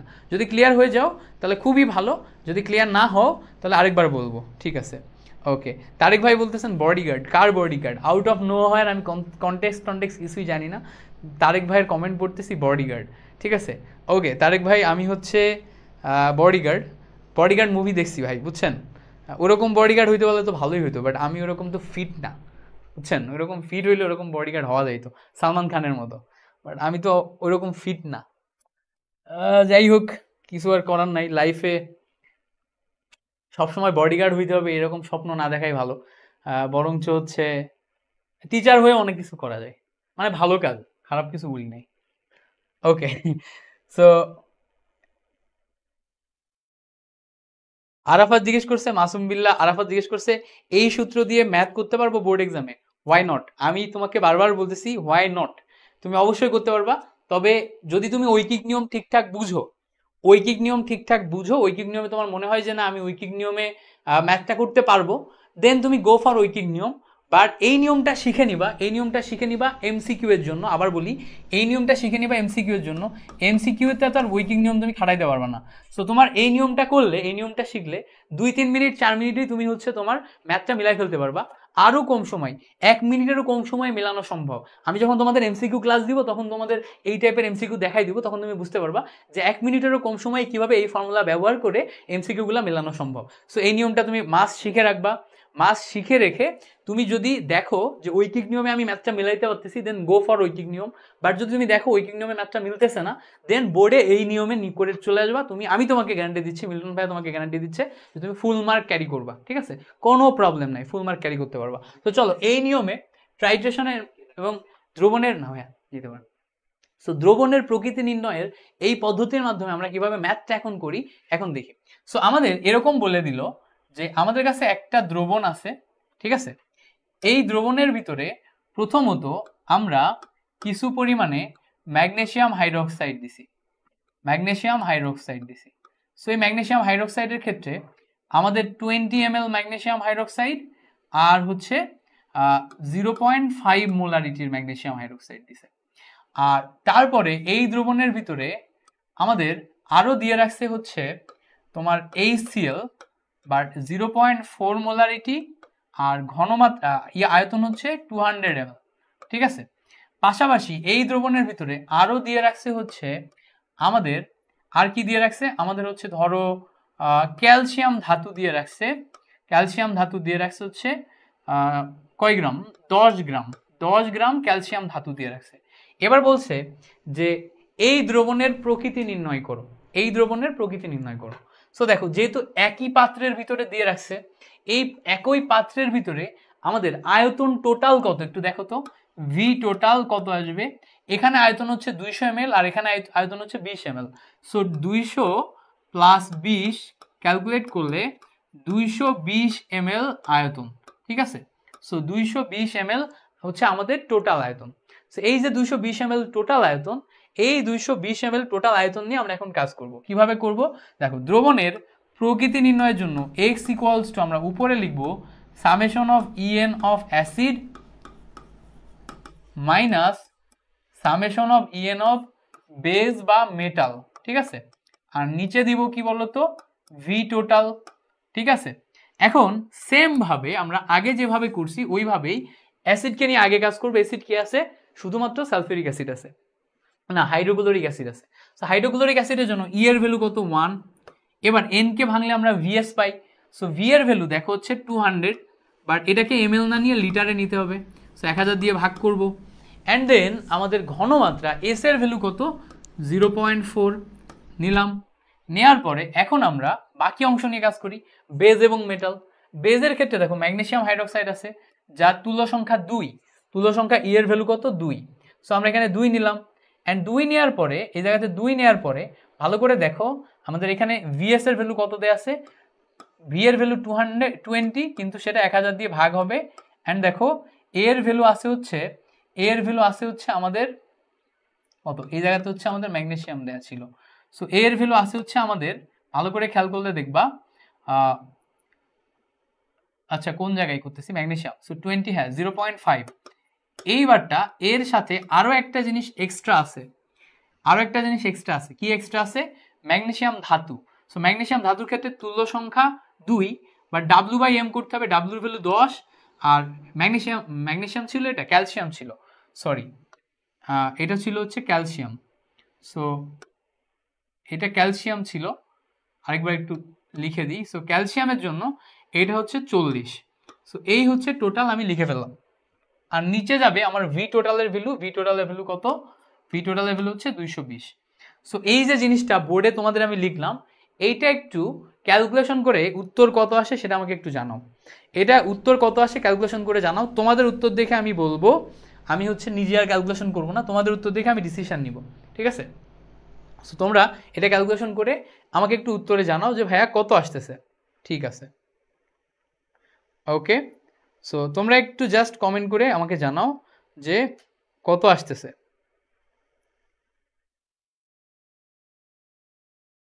আচ্ছা, সানি জিজ্ঞেস করছে ইএনটা কি, ইএনটা কি, ইএন নিয়ে আবার কথা বলা লাগবে।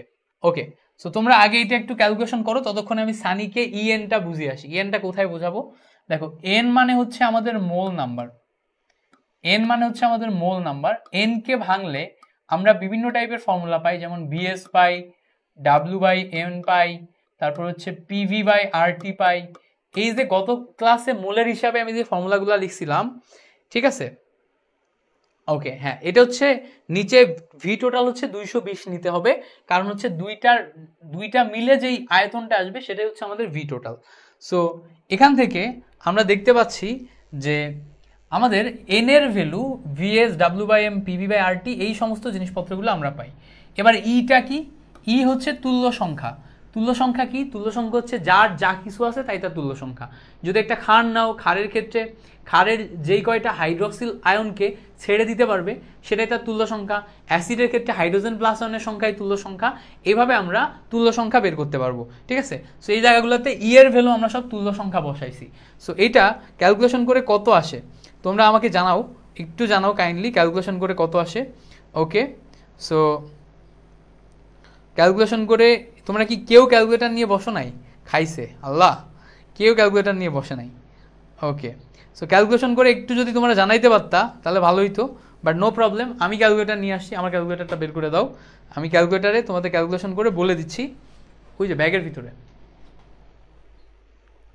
সো আমি হচ্ছে ক্যালকুলেটারে ক্যালকুলেশন করে বলে দিচ্ছি যে দ্রবণের প্রকৃতিতে আমরা এখান থেকে কিভাবে ডিসিশন নিব।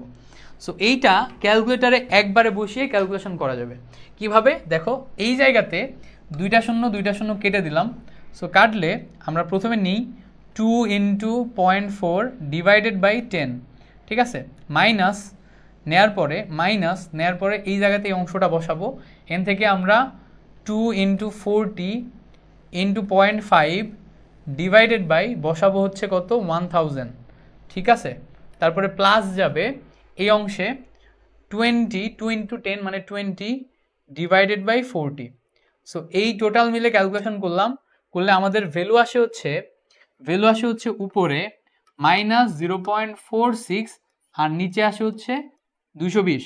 সো ডিভাইডেড বাই 220 যদি করি তাহলে আমাদের ভ্যালু আসবে হচ্ছে -2.09 × 10⁻³ মোলারিটি বা মোল পার লিটার। সো এইটা আসে হচ্ছে আমাদের ভ্যালু। সো এই যে ভ্যালুটা আসলো, এটা মাইনাস আসা মানে কি, ডিসিশন কি পাচ্ছি বলতো, এই দ্রবণটা ক্ষারীয় দ্রবণ। এই দ্রবণটা কি দ্রবণ ভাইয়া, ক্ষারীয় দ্রবণ।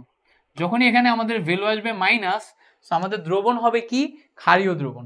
এখন যদি এই ক্ষারীয় দ্রবণের পিএইচ বের করতে বলে তখন আমরা কিভাবে বের করব, দেখো এই ক্ষারীয় দ্রবণের পিএইচ যদি বের করতে বলে, লঘুকরণ নীতি পরে পড়াবো, আগে আমরা পিএইচটা দেখি।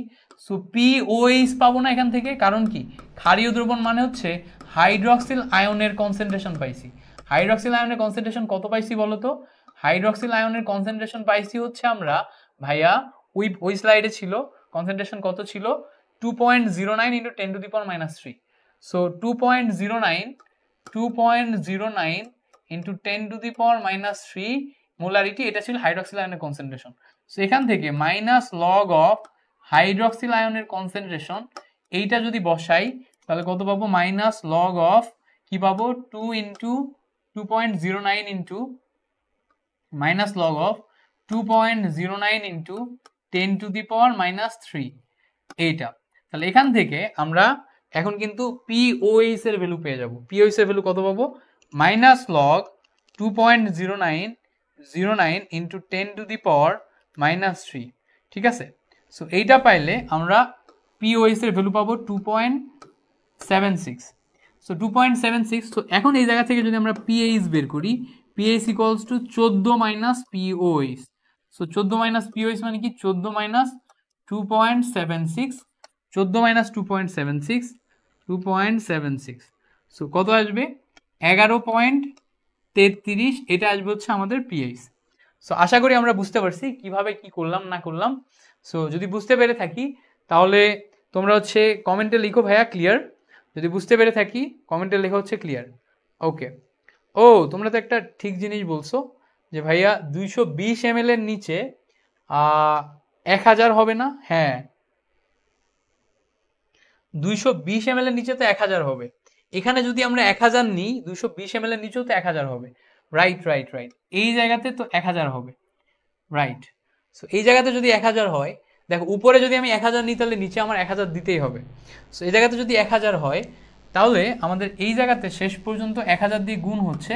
সো এই যে 10⁻³ থাকতেছে না, সো আমাদের ভ্যালু আসছে 2.09।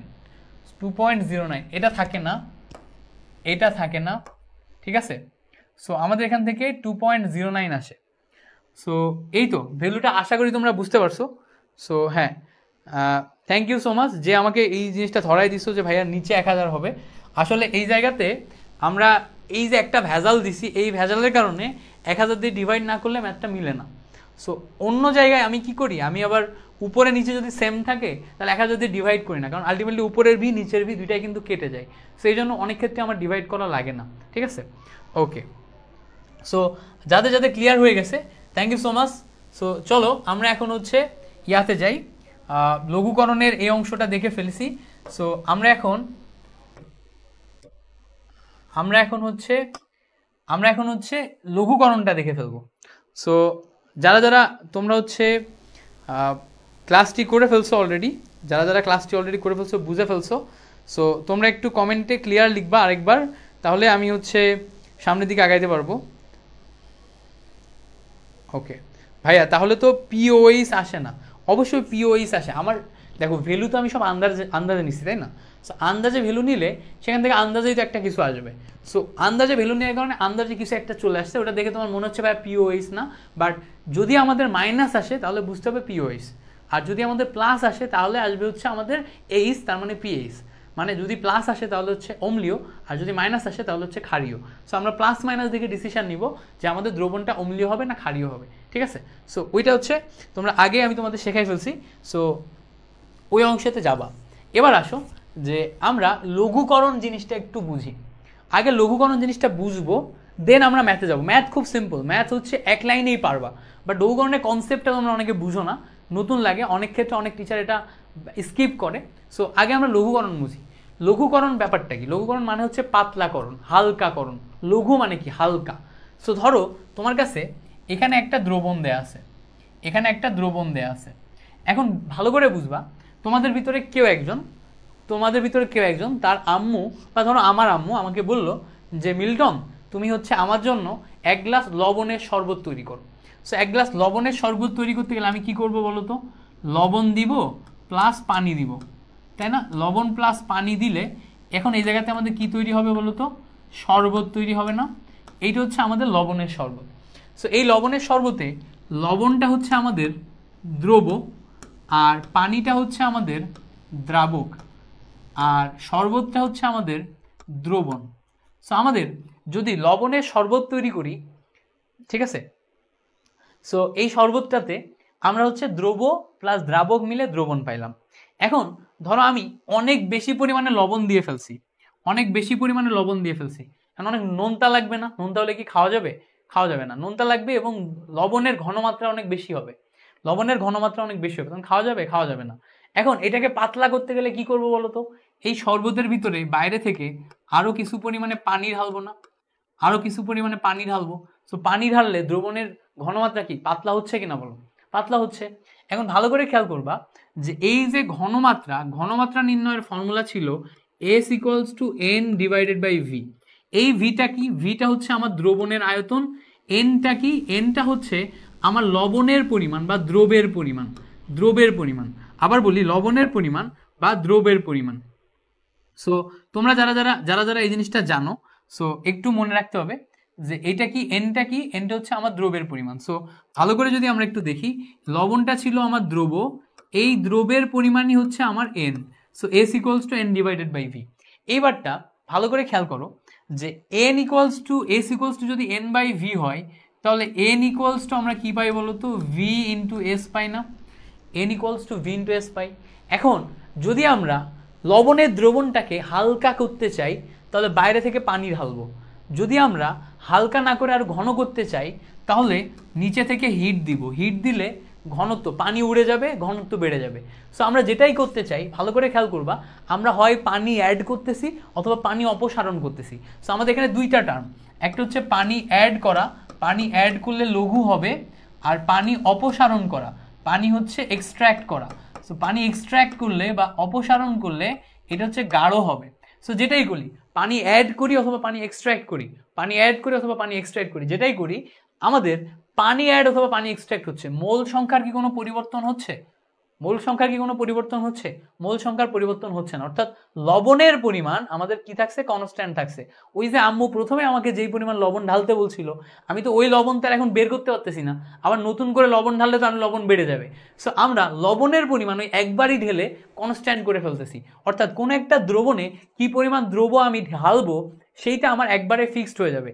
এবার একবারে ফিক্সড হয়ে গেলে কি পরিমাণ অ্যাড করব, কি পরিমাণ এক্সট্র্যাক্ট করব, কি পরিমাণ অ্যাড করব, কি পরিমাণ এক্সট্র্যাক্ট করব, এটা ডিপেন্ড করবে হচ্ছে পরিপূর্ণভাবে পানিটা, লবণটা আন না, অর্থাৎ দ্রব্যটা আন না, টোটালি দ্রাবক, অর্থাৎ দ্রাবকের পরিমাণ আমি বাড়াবো অথবা দ্রাবকের পরিমাণ আমি কমাবো। সো আমি যদি এখানে দ্রাবকের পরিমাণ বাড়াই অথবা দ্রাবকের পরিমাণ কমাই, যেটাই করি না কেন, দ্রাবকের পরিমাণ বাড়াই অথবা দ্রাবকের পরিমাণ কমাই, এনটা আমার কি থাকছে ভাইয়া? কনস্ট্যান্ট। এনটা আমার কি থাকছে? কনস্ট্যান্ট। সো যদি আমাদের এন কনস্ট্যান্ট থাকে, এন ইকুয়ালস টু ভিএস ইকুয়েশনে এইটা যদি কনস্ট্যান্ট থাকে, এর মানে কি? এর মানে এইটার একটা ভ্যালু হবে সেটা কনস্ট্যান্ট। ধরে নাও এন এর ভ্যালু 50 কনস্ট্যান্ট, তার মানে এখন এইটা বিভিন্নভাবে তৈরি হতে পারে। কখনো ভি এর ভ্যালু 5, এস এর ভ্যালু 10, কখনো ভি এর ভ্যালু 10, এস এর ভ্যালু 5। ঠিক আছে, অর্থাৎ তুমি আয়তন যদি কমাও অটোমেটিক ভলিউম ঘনমাত্রা বেড়ে যাবে, তুমি যদি আয়তন বাড়াও অটোমেটিক ঘনমাত্রা কমে যাবে, অর্থাৎ যদি পানি বাড়াই দাও অটোমেটিক ঘনমাত্রা কমে যাবে। তাহলে এই যে কম অথবা বেশি, বেশি অথবা কম, এটা ডিপেন্ড করছে টোটালি এই দুইটার উপরে। ঠিক আছে, ডিপেন্ড করছে টোটালি এই দুইটার উপর। আর যখন এরকম দুইটা আলাদা আলাদা টার্মের গুণফল, যখন দুইটা আলাদা আলাদা টার্মের গুণফল কনস্ট্যান্ট ভ্যালু হয়, তখন আমরা ফর্মুলা লিখতে পারি v1s1 equals to v2s2, v1s1 equals to কি? v2s2। সো এইটাই হচ্ছে আমাদের লঘুকরণের ফর্মুলা। ঠিক আছে, সো লঘুকরণের এই ফর্মুলা কই থেকে আসলো? এই যে বেসিকটা তোমাদের শেখালাম, এই বেসিক থেকে আসছে। সো এখন যদি তোমাকে আমি এরকম প্রশ্ন করি যে 250 ml 1.5 মোলারিটি, হ্যাঁ 1.5 মোলারিটি সোডিয়াম কার্বনেটের ঘনমাত্রা 0.5 মোলারিটি, ঘনমাত্রা কমাচ্ছি, 0.5 মোলারিটি করতে তুমি কি ব্যবস্থা গ্রহণ করবে? তুমি কি ব্যবস্থা গ্রহণ করবে? এটা এখন পারবা কিনা? তার মানে কি? তার মানে হইতেছে যে আমাদের ইনিশিয়ালি আমাদের ঘনমাত্রা এবং আয়তন দেয়া আছে। ঘনমাত্রাকে আমরা কি করব? এই যে 1.5 থেকে 0.5 যখন করব, তখন আমাদের আয়তন কত হবে সেটা আমরা বের করতে পারবো, এবং কি পরিমাণ পানি যোগ করলে অত আয়তন হবে সেটা আমরা বের করতে পারবো। সো আমরা ফর্মুলা কি ব্যবহার করব? ফর্মুলা ব্যবহার করব S1V1 ইকুয়ালস টু S2V2। এই জায়গাতে একটা বোঝার জিনিস আছে, ভালো করে বুঝবা, এখানে একটা খুব চমৎকার বোঝার জিনিস আছে। দেখো S1 এর ভ্যালুটা কি আসলে? S1 এর ভ্যালু হচ্ছে প্রথম ঘনমাত্রা 1.5, V1 এর ভ্যালুটা কি আসলে? 250 ml। সো দেখো এই দুইটা মিলে একটা কনস্ট্যান্ট ভ্যালু। এবার এখানে নতুন ঘনমাত্রা হবে হচ্ছে 0.5, নতুন ভলিউম কত হবে সেটা আমরা জানি না, V2টা আমরা জানি না। নতুন ভলিউম কত হবে সেই V2টা আমরা কি বলতো? সেই V2টা আমরা হচ্ছে জানি না। সো এই যে V2টা আমরা জানি না, এখন এই V2টা আমাদের কি করতে হবে? বের করতে হবে। এখন এই V2 আমরা কিভাবে বের করব? দেখো এই V2 বের করার জন্য V2 equals to just simply 1.5 200 ml and divided by 0.5, এটা করলেই হয়ে যাচ্ছে। সো আমরা একটু বের করে দেখি কত আসে। 1.5 250 ডিভাইডেড বাই 0.5, সো করলে আসে হচ্ছে 750। এবার মজার একটা ভ্যালু জিনিস খেয়াল করবা, এই V2 এর জায়গায় 750 বসাইলে এই সাইডও ব্যালেন্স হয়ে যায়, মানে এটাও কনস্ট্যান্ট এটাও কনস্ট্যান্ট। বাট ব্যাপার হইতেছে কি 750 মানে কি 750 পানি দেয়া লাগবে? উত্তর হচ্ছে না। দেখো পাত্রের ভিতরে অলরেডি আমার 250 ml পানি আছে, আর এক্সট্রা পানি অ্যাড করার পরে এইটা 750 হতে হবে। সো অ্যাড করতে হবে আর কতটুকু? অ্যাড করতে হবে ফাইনাল আয়তন মাইনাস ইনিশিয়াল আয়তন। সো সবসময় অ্যাডের পরিমাণ কি হবে? Del V equals to final আয়তন মাইনাস ইনিশিয়াল আয়তন। সো ফাইনাল আয়তন কত? 750, ইনিশিয়াল আয়তন 250, অর্থাৎ অ্যাড করা লাগবে কত? 500 ml। ঠিক আছে, অ্যাড করা লাগবে কত? 500 ml। সো এইটা হচ্ছে আমাদের বেসিক। ঠিক আছে, সো এইটা হচ্ছে আমাদের বেসিক। তাহলে আমরা ম্যাথটা পারবো কিনা এখন একটু কমেন্টে জানাই। যদি তোমরা এটা একবারে বুঝে থাকো খুবই ভালো, যদি না বুঝে থাকো তোমরা এই ভিডিওটা আরো একবার দেখে নিবা। যখন এই ভিডিওটা আরো একবার দেখে নিবা তুমি অনায়াসে পারবা ইনশাল্লাহ। ঠিক আছে, ওকে, আমি এটা আরেকবার রিপিট করব না, আমি একদম ধরে ধরে বুঝাইছি প্রত্যেকটা জিনিস। সো আমি একটু পানি খাবো, খেয়ে তারপরে তোমাদের ক্লাসটা আবার কন্টিনিউ করব। সো তোমরা একটু আমাকে 2টা মিনিট ব্রেক দাও, হ্যাঁ?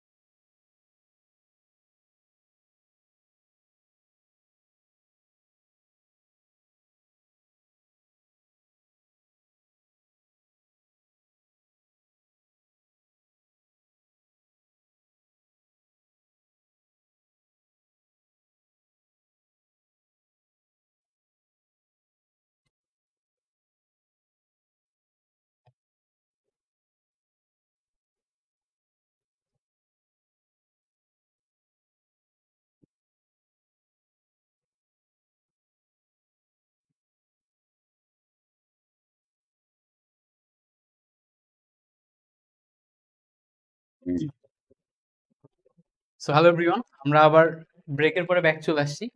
সো তোমাদের পানি খাইতে যে একটু কমেন্ট টমেন্ট চেক করতেছিলাম, তোমরা কি কি কমেন্ট করতেছো। তো কমেন্ট দেখতে যেয়ে তো আমার তো পুরা অবস্থা খারাপ। সো তোমরা কমেন্টে যা শুরু করছো, একটা কমেন্ট দেখার পরে আমার তো অবস্থা খারাপ। সো অবস্থা এই জন্য খারাপ, আমার সংসারে অশান্তি বাজায় তোমার কি লাভ? ধরো তোমার কমেন্ট আমি এখন লাইভে পড়লাম, পরে আমার ব্রেকআপ হয়ে গেল, আমার সংসারে অশান্তি চলে আসতো না? সো এগুলো তো করা যাবে না, বুঝছো? সংসারে অশান্তি হচ্ছে জীবনের সবচেয়ে পেইনফুল একটা জিনিস। তুমি তোমার সংসার নিয়ে থাকো, আমি আমার সংসার নিয়ে থাকি, আমরা আসছি পড়াশোনা করতে, আমরা খালি পড়াশোনা করবো, কেমন? আমরা কোনো পার্সোনাল কমেন্ট করবো না, পার্সোনাল লাইফ নিয়ে কথাবার্তা বলবো না, এগুলো থেকে বিরক্ত থাকবো, একদম বিরক্ত, মানে বিরক্ত না, বিরত থাকবো। ঠিক আছে, কারো সংসার ভাঙা মোটেই যুক্তিযুক্ত কাজ না, সব সময় জিনিসটা মাথায় রাখবা। ঠিক আছে, ওকে? সংসার মিন্স এখনো হয়নি, মানে হবে। ঠিক আছে, ব্রেকআপ করাবো কেন আমাকে? ভাইয়ার প্রতি একটু একটু ইয়া থাকো, ওকে? চলো এখন আমরা আয়ন ইলেকট্রন সমতাকরণ দেখব। আয়ন ইলেকট্রন সমতাকরণ এই চ্যাপ্টারের ঘ নাম্বারের জন্য খুব ইম্পর্ট্যান্ট একটা টপিক। ঠিক আছে, আয়ন ইলেকট্রন সমতাকরণ এই চ্যাপ্টারের ঘ নম্বরের জন্য একটা খুব ইম্পর্টেন্ট টপিক। সো আমাদের আয়ন ইলেকট্রন সমতাকরণ জিনিসটা খুব ভালোভাবে শিখতে হবে। এখন টোটাল আয়ন ইলেকট্রন সমতাকরণ টপিক থেকে আমাদের 5টা ইকুয়েশন আসে, যেই 5টা ইকুয়েশন আমাদের পরীক্ষাতে দেয়। আবার বলি, টোটাল 5টা ইকুয়েশন আসে, যেই 5টা ইকুয়েশন আমাদের পরীক্ষাতে দেয়। এখন প্রবলেম হচ্ছে আমরা 5টাই তো একটা ক্লাসে দেখাই দিতে পারবো না। সো আমি এই ক্লাসে তোমাদের একটা দেখায় নিয়মটা শেখাবো, আমার সাথে সাথে নিয়মটা শিখে ফেলবা একটা ক্লাসে। সো তুমি বাকি 4টা এমনিতেই পারবা। আর তারপরেও যদি তোমাদের মনে হয় যে না ভাইয়া বাকি 4টাও দেখিয়ে দেন, একটা ভিডিও দেন যেই ভিডিওতে বাকি 4টাও থাকবে, তাহলে আয়ন ইলেকট্রন সমতাকরণের যেই বাকি 5টা মানে টোটাল 5টা নিয়ে একটা আমি তোমাদের শর্ট রেকর্ডেড ভিডিও দিতে পারবো, যেটা দেখলে তুমি ইচ অ্যান্ড এভরিথিং ক্লিয়ার করে ফেলতে পারবা, এবং এইটা থেকে 4 নম্বরের একটা কোশ্চেন তুমি সবসময় পারবা। সো তোমরা একটু আমাকে কমেন্টে জানাবা, তোমাদের যদি পর্যাপ্ত পরিমাণে কমেন্টের রেসপন্স দেখি, তাহলে আমি 5টা দিয়ে একটা রেকর্ডেড ভিডিও করে ইউটিউবে আপলোড দিয়ে তোমাদেরকে লিঙ্ক দিয়ে দিব, ঠিক আছে। আর এখন আমরা একটা দেখবো, কেমন একটা দেখবো। সো আমাদের কোনটা আমরা দেখবো, আমরা একটু কঠিনটাই দেখি। দেখো, K2Cr2O7 এর সাথে আয়রন সালফেট যদি অ্যাসিডিক মিডিয়ামে সালফিউরিক অ্যাসিডের ভিতরে বিক্রিয়া করে, তাহলে এর আয়ন ইলেকট্রন সমতাকরণ করে দেখাও। সো এই ইকুয়েশনটা আমাদের ফিল আপ করতে বলে।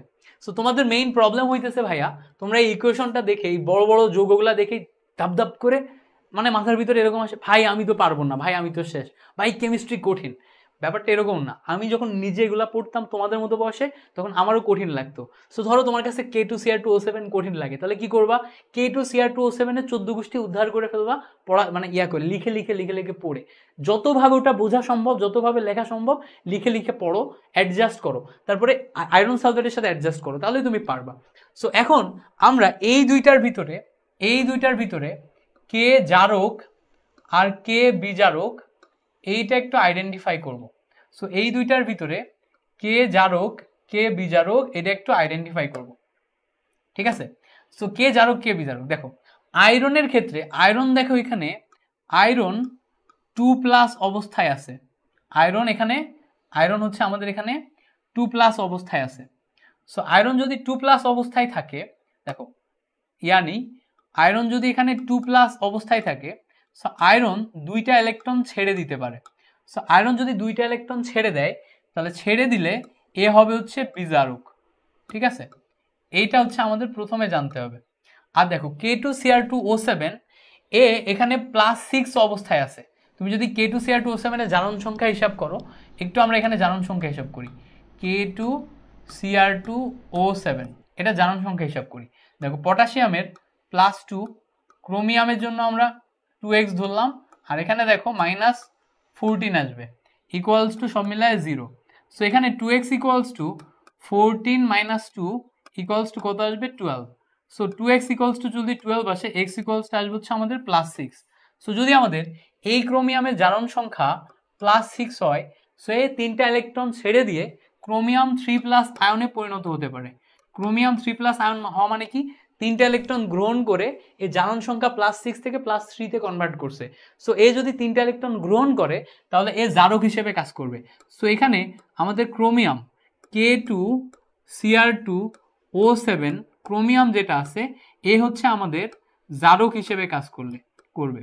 সো এখন জারক হিসেবে কাজ করলে এটা থেকে আমরা পাবো হচ্ছে জারণ অর্ধবিক্রিয়া, এটা থেকে আমরা পাবো হচ্ছে বিজারক থেকে পাবো হচ্ছে জারণ অর্ধবিক্রিয়া, আর জারক থেকে আমরা পাবো হচ্ছে বিজারণ অর্ধবিক্রিয়া, ঠিক আছে, বিজারণ অর্ধবিক্রিয়া।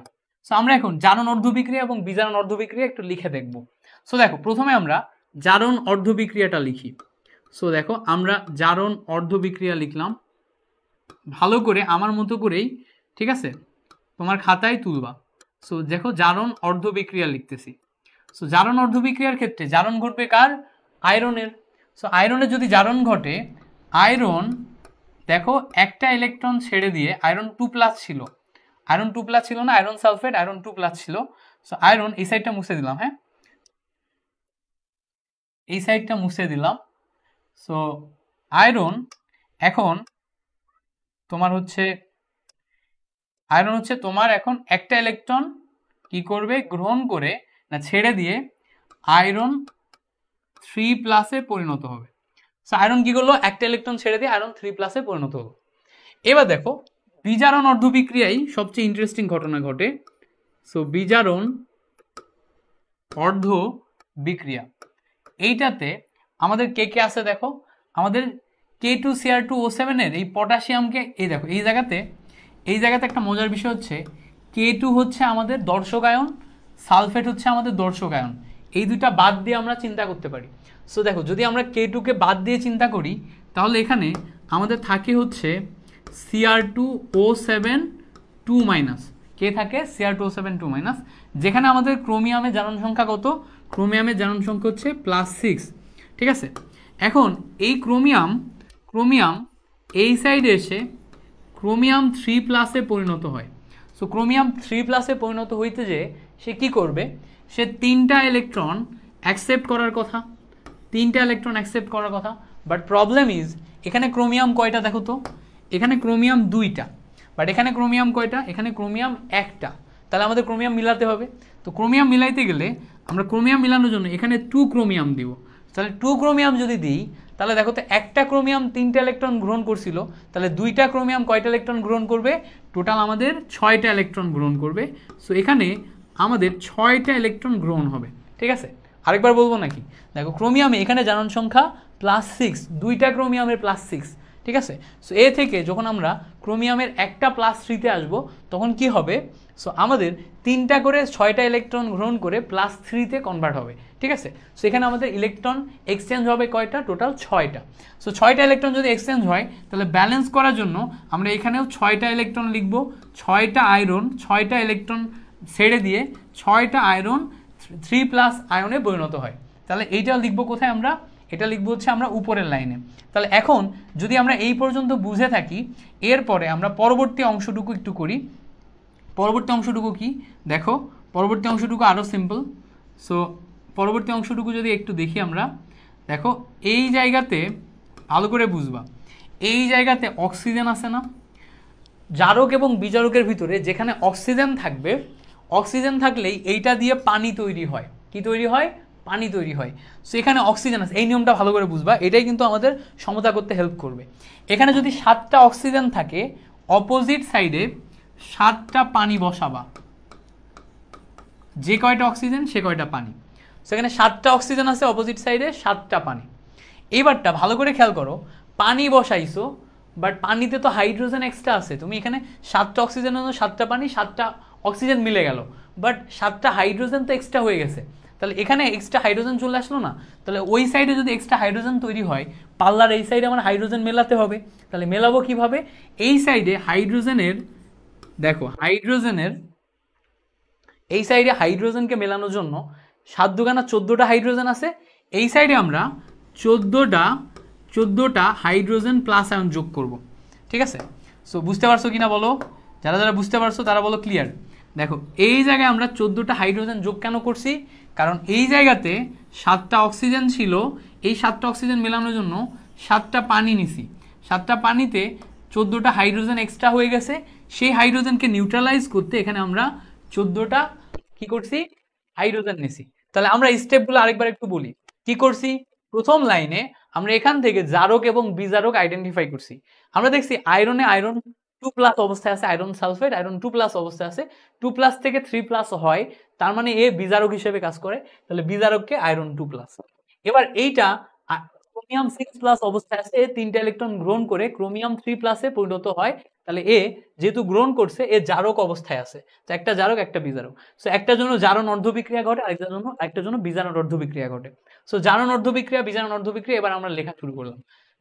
তোমার জারণ অর্ধবিক্রিয়াতে আয়রন একটা ইলেকট্রন গ্রহণ করে আয়রন 3+ পরিণত হয়েছিল, বিজারণ অর্ধবিক্রিয়া এখানে টোটাল 6টা ইলেকট্রন গ্রহণ করছিল, এবার ইলেকট্রনকে সমতা করার জন্য এখানে 6 দিয়ে গুণ করছি, ঠিক আছে। করে এখন আমরা টোটাল ইকুয়েশনটা ব্যালেন্স করে লিখব। তাহলে দেখো উপরে 6টা ইলেকট্রনের সাথে নিচে 6টা ইলেকট্রন কেটে যায়, উপরে 6 আয়রন 2+ থাকে। এবার দেখো এই অংশে কি থাকতেছে, এই অংশে হচ্ছে Cr2O7 2- একটা পার্ট থাকলো, আর এখানে 14টা হাইড্রোজেন প্লাস একটা পার্ট থাকলো, থাকার পরে অপোজিট সাইডে আমাদের কি থাকতেছে 6টা আয়রন 3+ থাকলো, পাশাপাশি 2টা ক্রোমিয়াম 3+ প্লাস 7 অণু পানি। এই যে এই পর্যন্ত লিখলেই তুমি ফুল মার্ক পেয়ে যাবা। আর এরপরে আরেকটা লাইন লিখতে হয়, সেই লাইনটা কি আমরা যাদের যাদের বাদ দিয়েছিলাম তাদেরকে আমরা এখন এখানে অ্যাড করতে পারবো, ঠিক আছে? তো তোমরা আগে এটা একটা স্ক্রিনশট তুলে নাও, তোমাদের বইতেই দেওয়া আছে, সুন্দর করে বইতেই গুছিয়ে দেওয়া আছে, আমি জাস্ট করে দিলাম। তোমরা যদি বুঝে থাকো তাহলে তুমি পারবা, ঠিক আছে? আমার এই কথাগুলো যদি বুঝে থাকো তাহলে পারবা। যদি এরপরও তোমার এটা কঠিন মনে হয় তাহলে প্রত্যেকটা প্রশ্ন আমি তোমাদেরকে সলভ করাই দিব, সলভ ক্লাসটা তুমি দেখবা, ঠিক আছে? প্রত্যেকটা প্রশ্ন আমি তোমাদেরকে সলভ করাই দিব, সলভ ক্লাসের রেকর্ডেড ভিডিও লিঙ্ক আমি এখানে দিয়ে দিব, ক্লাসটা দেখবা, তাহলেই তুমি সব পারবা, কেমন? সো ওইটা একটু তুমি হচ্ছে দেখে নিও।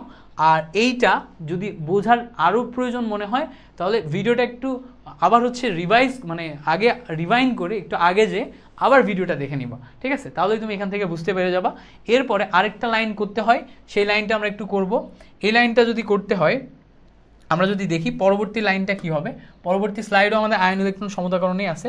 সো আমরা পরবর্তী লাইনটা যদি একটু দেখি, পরবর্তী লাইনটা একটু দেখে নিই, ঠিক আছে? সো আমাদের লাস্ট লাইনে কি ছিল, 6টা আয়রন 2+, পাশাপাশি Cr2O7 2- এবং 14টা হাইড্রোজেন।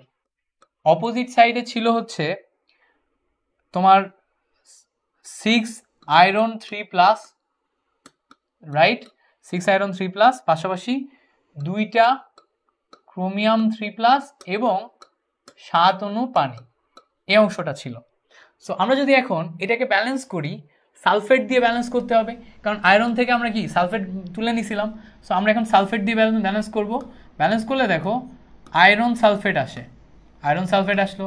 এই ক্রোমিয়াম থেকে আমরা কি তুলে নিয়েছিলাম, পটাশিয়াম তুলে নিয়েছিলাম, সেখানে আমরা দিব K2Cr2O7, পটাশিয়াম দিলাম। এবার বলো তো এই হাইড্রোজেন কোথায় বসবে? দেখো আমরা যখন এই বিক্রিয়াটা করছি তখন আমরা সালফিউরিক অ্যাসিড মিডিয়ামে করছি, তাই না? এই হাইড্রোজেনকে সাপ্লাই দিচ্ছে কে? Sulphuric acid. সো এই জায়গাতে আসলে এই 14টা হাইড্রোজেন মিনস সালফিউরিক অ্যাসিড বোঝাচ্ছে। তার মানে এই জায়গাতে আমরা H2SO4 বসাই, H2SO4 বসালাম। 14টা হাইড্রোজেন বানাইতে গেলে সামনে কত দেওয়া লাগবে? 7। সো আমাদের সালফিউরিক অ্যাসিড ব্যালেন্স হয়ে গেছে। সো এরপরে আমরা পরবর্তী লাইনে ওগুলা ব্যালেন্স করি। যেমন দেখো এখানে সালফেট আছে, তো আয়রনের সাথে তো সালফেটই হবে। সো এখানে আমরা 6 মোল আয়রন সালফেট পাওয়ার কথা, তাই না? Iron sulphate. সো ভালো করে খেয়াল করলে দেখবা সালফেটের উপরে আছে কত? 2। সালফেটের উপরে আছে কত আমাদের? 2। সো সালফেটের উপরে যদি 2 থাকে তাহলে এই 2 এখানে বসে, আর এই আয়রনের 3 এখানে যেয়ে বসে, তাই না? কারণ কি এখন তো আর যোজ্যতা আমাদের মিলে নাই, আগে 2 ছিল, এই জন্য কিছু বসানো লাগেনি। এবার দেখো তো এখন আয়রন সংখ্যা কত হয়ে গেছে? 12টা হয়ে গেছে। 12টা হয়ে গেলে তো হবে না, আমাদের হওয়া লাগবে কয়টা? আমাদের হওয়া লাগবে হচ্ছে 3টা। সো 6টা, তাহলে এখানে আমাদের বসাতে হবে কত? 3 বসালে আমরা আয়রন সালফেটও মিলাই ফেলছি। অ্যান্ড দেন সেমভাবে আমাদের ক্রোমিয়াম সালফেট মেলাতে হবে। সো আমরা যদি দেখি ক্রোমিয়াম সালফেটের ক্ষেত্রে Cr2SO4 হোল 3, দেখো তো 2টা ক্রোমিয়াম মিলে গেছে কিনা? 2টা ক্রোমিয়াম মিলে গেছে। সো এখন আমাদের লাস্ট লাইনে মেলাতে হবে পানি, অ্যান্ড পানি তো আমরা 7 মোলই অবস্থায় এটা আছে। সো এটা আমরা শিখে গেছি। So that's it. এইভাবে আমরা অনায়াসে করে ফেললাম যে কিভাবে কি হবে, ঠিক আছে? সো আশা করি আমরা বুঝতে পেরে গেছি যে কিভাবে হলো, কিভাবে হয়ে গেল। সো সো সো এই যে জিনিসটা আমরা শিখলাম, এইটা তোমরা ক্লিয়ারলি বুঝছো কি না আমাকে একটু জানাও, ঠিক আছে? ক্লিয়ারলি বুঝছো কি না আমাকে একটু কমেন্টে জানাও। আই গেস তোমাদের সবারই ক্লিয়ার হয়ে গেছে। ওকে, এবার এই যে তোমাদের ক্লিয়ারলি তোমরা হচ্ছে বুঝতে পেরে গেছো, thank you so much. So তোমরা এইভাবে একটা সলিউশন করে আমি তোমাদের দেখালাম আয়ন ইলেকট্রন সমতাকরণ, তোমরা একটা পারলেই পারবা। আমি আরেকবার তোমাদেরকে সামারি করে দিই, তাহলে বুঝবা। দেখো আমরা কি করছি, প্রথমে আমাদের প্রশ্নে এই ইকুয়েশনটা দেয়া থাকবে যে সালফিউরিক অ্যাসিড মিডিয়ামে K2Cr2O7 এবং আয়রন সালফেটের সমতাকরণ করো, আয়ন ইলেকট্রন সমতাকরণ করো। তারপরে তখন তুমি যেটা চিন্তা করবা, প্রথম চিন্তা করবা এর ভিতরে জারক কোনটা, বিজারক কোনটা। সো এইটা হচ্ছে আমার বিজারক, এটা আমার জারক। বিজারক কারা? যাদের অক্সিডেশন নাম্বার বৃদ্ধি পায় তারা হচ্ছে বিজারক, যাদের অক্সিডেশন নাম্বার হ্রাস পায় তারা হচ্ছে জারক। সো আয়রনের যেহেতু 2 থেকে 3 হয় এটা বিজারক, আর K2Cr2O7 এর যেহেতু 6 থেকে 3 হয় তাহলে এটা কি জারক। এখন বিজারক হচ্ছে জারণ অর্ধবিক্রিয়া দিবে, আর জারক হচ্ছে বিজারণ অর্ধবিক্রিয়া দিবে। সো আমরা জারণ অর্ধবিক্রিয়া প্রথমে লিখবো, তারপরে বিজারণ অর্ধবিক্রিয়া লিখবো। সো জারণ অর্ধবিক্রিয়া কি হবে, আয়রন 2+ একটা ইলেকট্রন গ্রহণ করে আয়রন 3+ পরিণত হবে। আর জারণ অর্ধবিক্রিয়া কি হবে, K2Cr2O7 থেকে আমরা ক্রোমিয়াম 3+ পরিণত করব। সো K2Cr2O7 থেকে যখন ক্রোমিয়াম 3+ পরিণত হচ্ছে, ভালো করে মাথায় রাখবা, তখন দেখবা যে এখানে ইলেকট্রন সংখ্যা 3টা হ্রাস পাচ্ছে আর এখানে ক্রোমিয়াম 1টা হয়ে যাচ্ছে। সো ক্রোমিয়াম মিলানোর জন্য আমরা এখানে যদি 2 দিব, তখন 2 মোল থেকে আমাদের এখানে 6টা ইলেকট্রন গ্রহণ হবে। সো 6টা ইলেকট্রন এখানে গ্রহণ হয়েছে। সো এখান থেকে 6টা ইলেকট্রনের সাথে এখান থেকে 6টা ইলেকট্রনের সাথে এখান থেকে যদি 6টা ইলেকট্রন কাটতে হয়, তাহলে এখানেও তো 6 বানাতে হবে। তো 6 বানাতে গেলে এখানে 6 দিয়ে গুণ করলাম, এখানে 6 দিয়ে গুণ করলাম, এখানে 6 দিয়ে গুণ করলাম। সো টোটালটা তোমার ব্যালেন্স হয়ে গেল। অ্যান্ড ব্যালেন্স হয়ে গেলে তখন আমরা দেখব যে এখানে কোনো এক্সট্রা অক্সিজেন আছে কিনা। যদি অক্সিজেন থাকে, যেই কটা অক্সিজেন থাকবে, অক্সিজেনকে নিউট্রালাইজ করার জন্য অপোজিট সাইডে সেম সংখ্যক ওয়াটার বসবে। সো এখানে যদি 7টা অক্সিজেন থাকে, অপোজিটে 7টা ওয়াটার। এখানে যদি 5টা অক্সিজেন থাকে, অপোজিটে 5টা ওয়াটার। সেখানে যে কটা অক্সিজেন আছে সেই কয়টা আমরা ওয়াটার বসিয়ে দিলাম। অ্যান্ড দেন আমরা ওয়াটার যখন বসাচ্ছি, তখন এখানে আমরা একটা জিনিস খেয়াল করতেছি যে ওয়াটারের ভিতরে হাইড্রোজেন আমরা এক্সট্রা বসাচ্ছি, যেটা আমাদের এই সাইডে নাই। সো যদি ওই সাইডে আমরা এক্সট্রা হাইড্রোজেন বসাই, যে কয়টা হাইড্রোজেন বসাবো ওই কয়টা হাইড্রোজেন অপোজিট সাইডে লিখবো। সো ওখানে আমরা 7 দুগুণা 14টা হাইড্রোজেন বসিয়েছি, এই সাইডে আমরা 14টা হাইড্রোজেন আবার কি করব, বসাই দিব। ঠিক আছে, সো দ্যাটস ইট। আমরা এইভাবে 14টা হাইড্রোজেন বসিয়ে ফেললাম। সো এই 14টা হাইড্রোজেন বসানোর পরে দেন আমরা যদি কাটাকাটি করি, কাটাকাটি করলে আমাদের এই যে কঙ্কাল ইকুয়েশন চলে আসবে, আমাদের স্কেলিটন ইকুয়েশনটা চলে আসবে। সো এই যে স্কেলিটন ইকুয়েশনটা আসলো, এরপরে এই স্কেলিটন ইকুয়েশনে আমাদের ওই যে দর্শক আয়ন যারা ছিল, সালফেট, পটাশিয়াম, ওই সালফেট, পটাশিয়াম এগুলোকে আমরা বাদ দিয়ে দিব। ঠিক আছে, মানে বাদ দিয়ে দিব না, অ্যাড করে দিব। অ্যাড করে দিলে আমরা ফাইনালি আমাদের প্রয়োজনীয় ইকুয়েশনটা পেয়ে যাব। সো দ্যাটস ইট, এটা হচ্ছে আমাদের প্রয়োজনীয় ইকুয়েশন। অ্যান্ড আমরা এখন এটাও পেয়ে গেছি। সো আশা করছি আমরা জিনিসটা বুঝতে পারছি। সো যাদের যাদের ক্লিয়ার হয়ে গেছে তোমরা ক্লিয়ার লিখো, ততক্ষণে আমরা হ্যাঁ এই সালফেটের ওকে হ্যাঁ, এটা পাওয়ারে দিছি না, এটা পাওয়ারে না, নিচে হবে তো। Sorry sorry sorry sorry sorry তোমাদের বুঝাইতে বুঝাইতে আমি আউট অফ মাইন্ড হয়ে গেছি। সো এরপরে আমরা চলো একটা ভেজাল নির্ণয়ের ম্যাথ করি। হ্যাঁ, ভেজাল নির্ণয়ের ম্যাথ করি। সো ভেজাল নির্ণয়ের ম্যাথ কিভাবে করব, এইটা হচ্ছে আমাদের জন্য সবচেয়ে বড় চ্যালেঞ্জ। সো আমাদের বিভিন্ন টাইপের ভেজাল নির্ণয়ের ম্যাথ দিবে, এগুলো আমাদের করতে হবে। তার ভিতরে এইটা একটা আছে। সো আমরা একটা ভেজাল নির্ণয়ের ম্যাথ করি, করলেই বুঝতে পারবো। দেখো বলতেছে কি যে এই ম্যাথটা ভালো করে বুঝবা। 1.5 গ্রাম তারের এক টুকরা অবিশুদ্ধ লোহাকে আমরা যদি সালফিউরিক অ্যাসিডের ভিতরে দ্রবীভূত করে প্রাপ্ত দ্রবণকে সম্পূর্ণ জারিত করতে এত KMnO4 এবং এত ml প্রয়োজন হয়, তাহলে লোহার টুকরার ভেজালের শতকরা পরিমাণ কত? তার মানে আমাদের কাছে ভালো করে বুঝবা, একটা প্রশ্ন বুঝবা। এইটা হচ্ছে আমাদের কাছে একটা লোহা আছে। এখন লোহাটা অবিশুদ্ধ মানে কি, এর ভিতরে সম্পূর্ণরূপে লোহা নেই, কিছু পরিমাণে লোহা ছাড়া অন্য কিছু আছে। সো লোহার সংকেত কি, আয়রন 2+। সো এই যে লোহা ছাড়া অন্য কিছু যদি এর ভিতরে থাকে, তো এখন আমি যদি এখানে এই লোহাটাকে KMnO4 এর সাথে বিক্রিয়া করাই, সো KMnO4 এর সাথে বিক্রিয়া করলে শুধুমাত্র লোহাটাই বিক্রিয়া করবে, অবিশুদ্ধ অংশ বিক্রিয়া করবে না। সো যেহেতু লোহাটা বিক্রিয়া করবে, KMnO4 এর সাথে বিক্রিয়া করে আমরা প্রথমে আইডেন্টিফাই করব যে এই লোহার পরিমাণটা কত। লোহার পরিমাণটা যেটা হবে সেইটা ব্যবহার করে আমরা 1.5 থেকে বাদ দিয়ে আমরা কিন্তু অবিশুদ্ধতার পরিমাণটা বের করতে পারবো। তাহলে কিভাবে পারবো আবার বলি, আমরা KMnO4 এর সাথে আয়রনের বিক্রিয়া করাবো। KMnO4 এর সাথে আয়রনের বিক্রিয়া করানোর পরে যদি আমরা দেখি যে KMnO4 এর সাথে আয়রনের বিক্রিয়া করে আয়রনের পরিমাণ কম আসতেছে, সেইটা হচ্ছে আমাদের এইটা থেকে বাদ দেওয়ার পর যেটুকু থেকে যাবে ওটাই হচ্ছে আমাদের ভেজাল। এখন প্রবলেম হইতেছে যে ভাইয়া আপনি তো বললেন বিক্রিয়া করাবো, বাট বিক্রিয়াই তো মনে থাকে না। দেখো এখানে কিছু শর্ট ট্রিক আছে। আমাদের এই যে অঙ্কটা করার জন্য টোটাল আয়ন ইলেকট্রন সমতাকরণ করা লাগবে না, আমাদের কয়েকটা জিনিস মুখস্থ করতে হবে। ওই যে 5টা বিক্রিয়ার কথা বলছি, ওই 5টা বিক্রিয়ার কথা মনে রাখলেই হচ্ছে। যেমন দেখো যে আমরা জানি যে 1 মোল KMnO4 বিক্রিয়া করে হচ্ছে 5 মোল আয়রনের সাথে। 1 মোল KMnO4 বিক্রিয়া করে কয় মোল আয়রনের সাথে? 5 মোল আয়রনের সাথে। এইটুকু যদি আমরা জানি, মনে রাখতে পারি, তাহলেই হচ্ছে।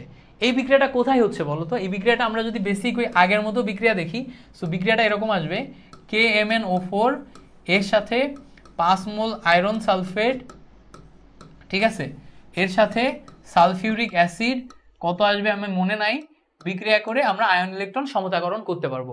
বাট আমাদের অত বিক্রিয়া করা লাগবে না, আমাদের ম্যাথ করার জন্য অত লাগবে না। এখান থেকে শুধু রেশিওটা জানলেই হবে যে 1 মোলের সাথে 5 মোল। আবার বলি, রেশিওটা জানলেই হবে, 1 মোলের সাথে কয় মোল? 5 মোল। সো 1 মোলের সাথে যদি 5 মোল আমরা জানি, তাহলে এখান থেকে আমরা এখন কি লিখতে পারবো? দেখো, ওই যে আমরা সহগ অনুপাত সূত্র শিখছিলাম, মনে আছে? সেভাবে করতে পারবো। N of KMnO4 divided by যার মোল সংখ্যা লিখলাম তার সহগ ডিভাইড হবে, যার মোল সংখ্যা লিখলাম তার সহগ ডিভাইড হবে। N অফ আয়রন, যার মোল সংখ্যা লিখলাম তার সহগ ডিভাইড হবে। ডিভাইড করে ফেললাম। ডিভাইড করার পরে এরপরে আসো পরবর্তী লাইনে আমরা কি করব। দেখো এখানে আমাদের KMnO4 এর ভ্যালুগুলা দেয়া আছে। KMnO4 এর ভ্যালুগুলা কই দেয়া আছে? KMnO4 এর দেখো এই জায়গাতে ভ্যালু দেয়া আছে হচ্ছে S এর ভ্যালু, এখানে ভ্যালু দেয়া আছে দেখো হচ্ছে V এর ভ্যালু। সো KMnO4 এর ভ্যালুগুলো দেয়া আছে না? সো S এবং V দেয়া আছে, তার মানে মোলকে আমরা SV তে কনভার্ট করতে পারবো। সো মোলকে যদি SV তে কনভার্ট করি, মোল সংখ্যা 1/1 রেখে দিলাম, N কে ভাঙলে S × V আসবে, মানে VS আসবে। সো V এর ভ্যালু কত? 50 ml, 50 ml রাখলাম, ঠিক আছে। এখন এই যে ml, এই SVটা কি বলতো? লিটারে না? So 50 ml divided by 1000। এবার দেখো S এর ভ্যালু কত? 0.3 মোলারিটি, এইটা লিখে ফেললাম। এবার আয়রনের জন্য মোল সংখ্যাকে আমরা আগে লিখে নিলাম, লেখার পরে N কে ভাঙবো। বাট আমাদের এখানে কি বের করতে হবে? এখানে আমাদের ভর বের করতে হবে। কি বের করতে হবে ভাইয়া? ভর বের করতে হবে। তাহলে আয়রনের জন্য ভর বের করার জন্য আমাদের ফর্মুলা কি? W divided by M। সেখানে আমরা লিখবো হচ্ছে W ডিভাইডেড বাই M। আয়রনের জন্য আণবিক ভর কত? 55.85, ঠিক আছে, 55.85। সো এইটুকু করলে আমরা দেখো ক্যালকুলেশন আগায় গেছি। এখন এই পর্যন্ত বোঝার পরে বাকি অংশটুকু দেখি। এবার W এর ভ্যালু কিভাবে বের করতে পারবো? W ইকুয়ালস টু আর গুণ করো, এগুলা সব নিচে, এদিকে উপরে আসবে।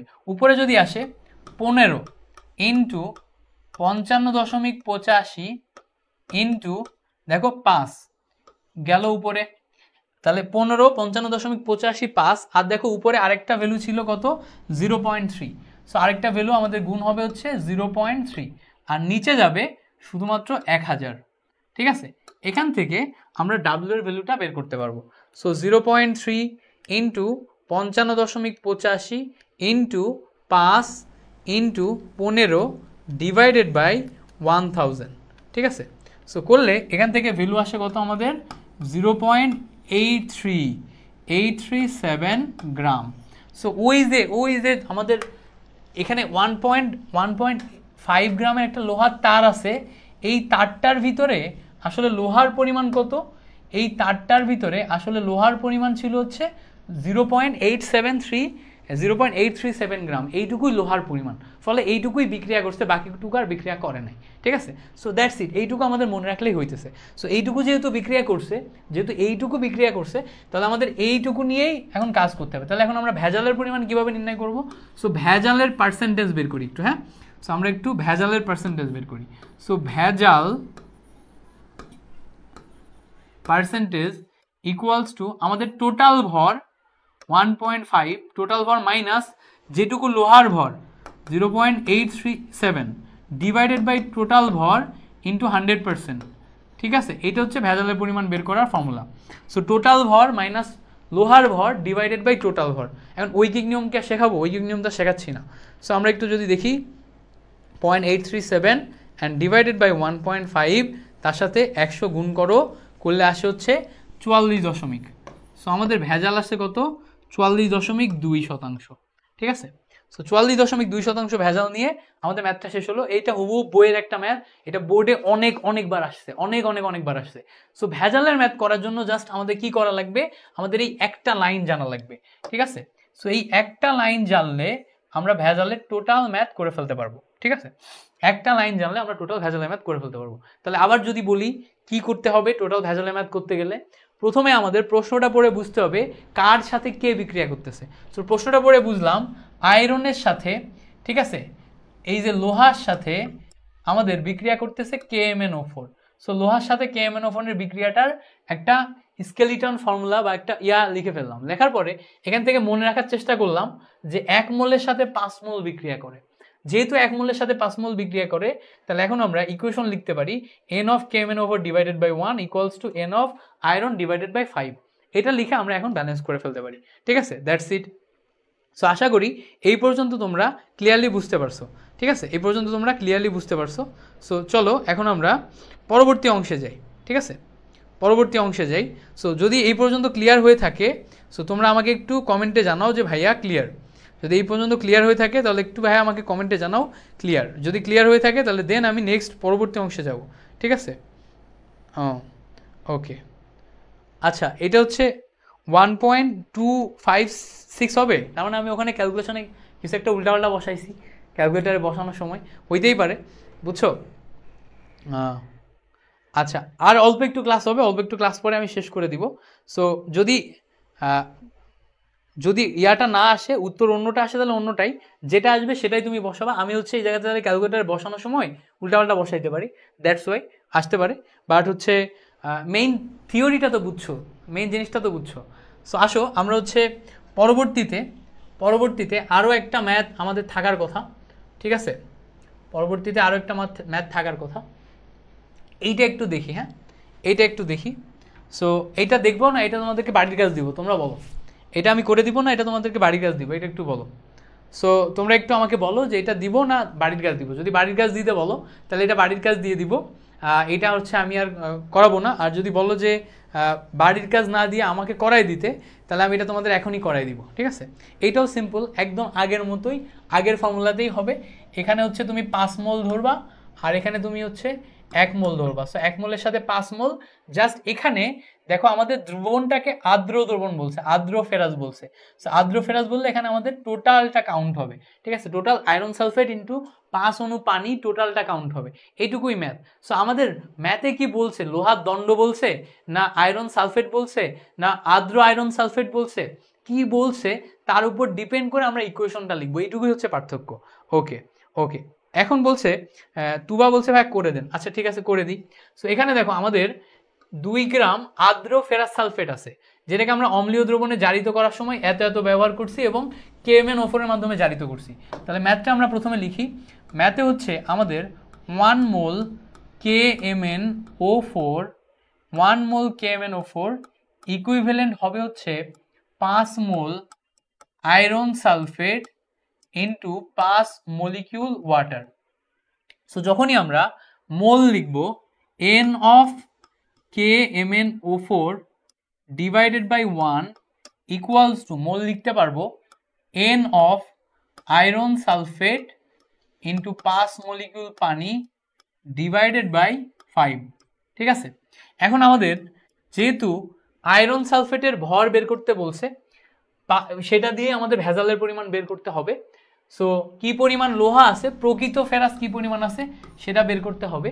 তো আমরা প্রকৃত ফেরাসটা বের করার জন্য এখান থেকে ডাব্লুটা বের করব। সো তাহলে আমাদের এই ভ্যালুটা তো বসাই দিতে হবে। সো এই ভ্যালুটা যদি বসাই, দেখো 1 ডিভাইডেড বাই 1 গেল, এনকে ভাঙলে আমরা এখানে আয়তন এবং পাবো, ভিএস পাবো। সো ভি এর ভ্যালু কত, ভি এর ভ্যালু দেখো হচ্ছে 6 ml, ভি এর ভ্যালু কত 6 ml। সো 6 ডিভাইডেড বাই, এটাকে 1000-এ কনভার্ট করতে হবে কারণ এটা লিটারে। এবং দেখো ঘনমাত্রা কত, ঘনমাত্রা হচ্ছে 0.02। আচ্ছা এই পর্যন্ত ক্লিয়ার গেল। এবার দেখো 1/5 লিখলাম, এখানে তো আমাদের এখন W ডিভাইডেড বাই এম বসবে, তাই না? সো এই যে W divided by M, M মানে কার ভ্যালু বলো তো, আয়রন সালফেট ইন্টু 5 অণু পানি। সো আয়রন সালফেট ইন্টু 5 অণু পানি, এটা একটু আমরা ক্যালকুলেশন করে আসি কত আসে দেখি। আয়রন সালফেট ইন্টু 5 অণু পানি, সো যদি ক্যালকুলেশন করি, আয়রনের জন্য 55.85, সালফারের জন্য 32, অক্সিজেনের জন্য 16 ইন্টু 4, তারপরে 5 ইন্টু পানির জন্য হচ্ছে 18। সো এইটা আসে হচ্ছে আমাদের টোটাল ভ্যালু। টোটাল ভ্যালু যদি ক্যালকুলেশন করি, 55.85 plus 32 plus 16 into 4 plus 5 into 18। So total মিলে ক্যালকুলেশন করলে এটা আসে হচ্ছে আমাদের 241.85। এটা একটু দেখো তো ক্রস চেক করে ঠিক আছে কিনা, আবার ভুল বসাইলাম। সো এটা আসে হচ্ছে 241.85। সো ওই যে 241.85 ওইটা কোথায় বসবে বলো তো? ওইটা বসবে হচ্ছে এখানে, ঠিক আছে? সো ওইটা বসবে কোথায়? আচ্ছা, কি ব্যাপার? ওকে, সো এইটা ওটা বসবে কোথায়? ওটা বসবে হচ্ছে এখানে। সো ডাব্লিউ এর ভ্যালু উপরে লিখবো আর নিচে লিখবো হচ্ছে 241.85। সো এইটা লিখলে এখন আমরা এখান থেকে ডাব্লিউ এর ভ্যালু বের করতে পারবো। সো ডাব্লিউ ইকুয়ালস টু আমাদের ভ্যালু আসে আড়াআড়ি গুণ করে দাও, আড়াআড়ি গুণ করলে দেখো কি কি থাকে, 6 ইন্টু 0.2 ইন্টু 5 ইন্টু 241.85, ঠিক আছে, ডিভাইডেড বাই নিচে কত আসে? নিচে আসে হচ্ছে আমাদের 1000। সো এই হচ্ছে ব্যাপার, এই হচ্ছে ব্যাপার। So 6 into 0.2 into 241.85 into 5 divided by 1000 যদি করি, সো টোটাল মিলে আমাদের এখান থেকে ভ্যালু আসে হচ্ছে 1.41 গ্রাম। সো এইটা হচ্ছে আমাদের কারেক্ট অ্যান্সার। এবং প্রকৃত ফেরাসের পরিমাণ 2 গ্রামের ভিতরে কত বলতো? 1.41 গ্রাম। সো 1.41 যেটা বের করছে এটা প্রকৃত ফেরাস। তাহলে ভেজাল কতটুকু আছে? সো ভেজাল আছে হচ্ছে আমাদের 2 থেকে 1.41 বাদ দিলে আমরা কি পাবো? ভেজাল পাবো। সো 0.59 টাইপ কিছু একটা হবে, যেটা হচ্ছে আমাদের ভেজাল। সো আশা করি আমরা বুঝতে পারছি কিভাবে করলাম।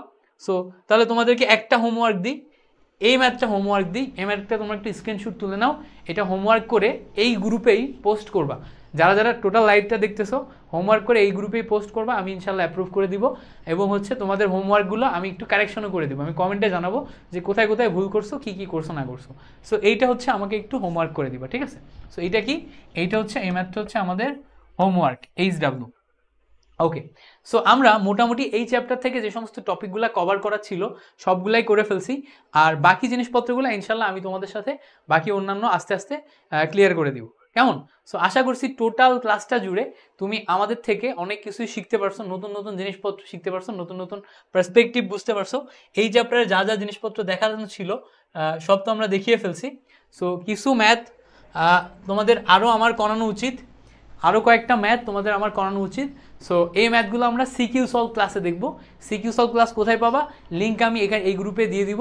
সো সিকিউ সলভ ক্লাস তোমাদের জন্য আপলোড দিয়ে আমি এই গ্রুপে দিয়ে দেবো ইনশাল্লাহ। সো একদম সিকিউ সলভ ক্লাস তোমরা ওইটা থেকে আমার থেকে পেয়ে যাবো ইনশাল্লাহ। তোমাদের আমি চেষ্টা করব যে পরিমাণগত রসায়ন এবং তড়িৎ রসায়ন একদম কমপ্লিটলি গুছিয়ে দেওয়ার পাশাপাশি অন্যান্য চ্যাপ্টারগুলোতে তোমাদের কিভাবে হেল্প লাগবে, আমার থেকে কিভাবে হেল্প লাগবে সেটা আমাকে জাস্ট জানাইলেই হবে।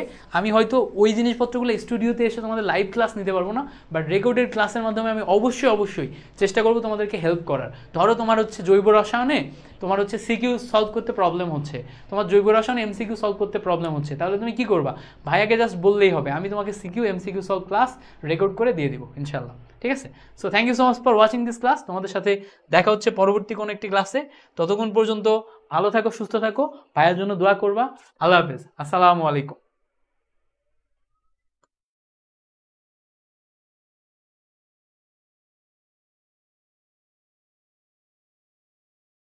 লাইভ তো ইন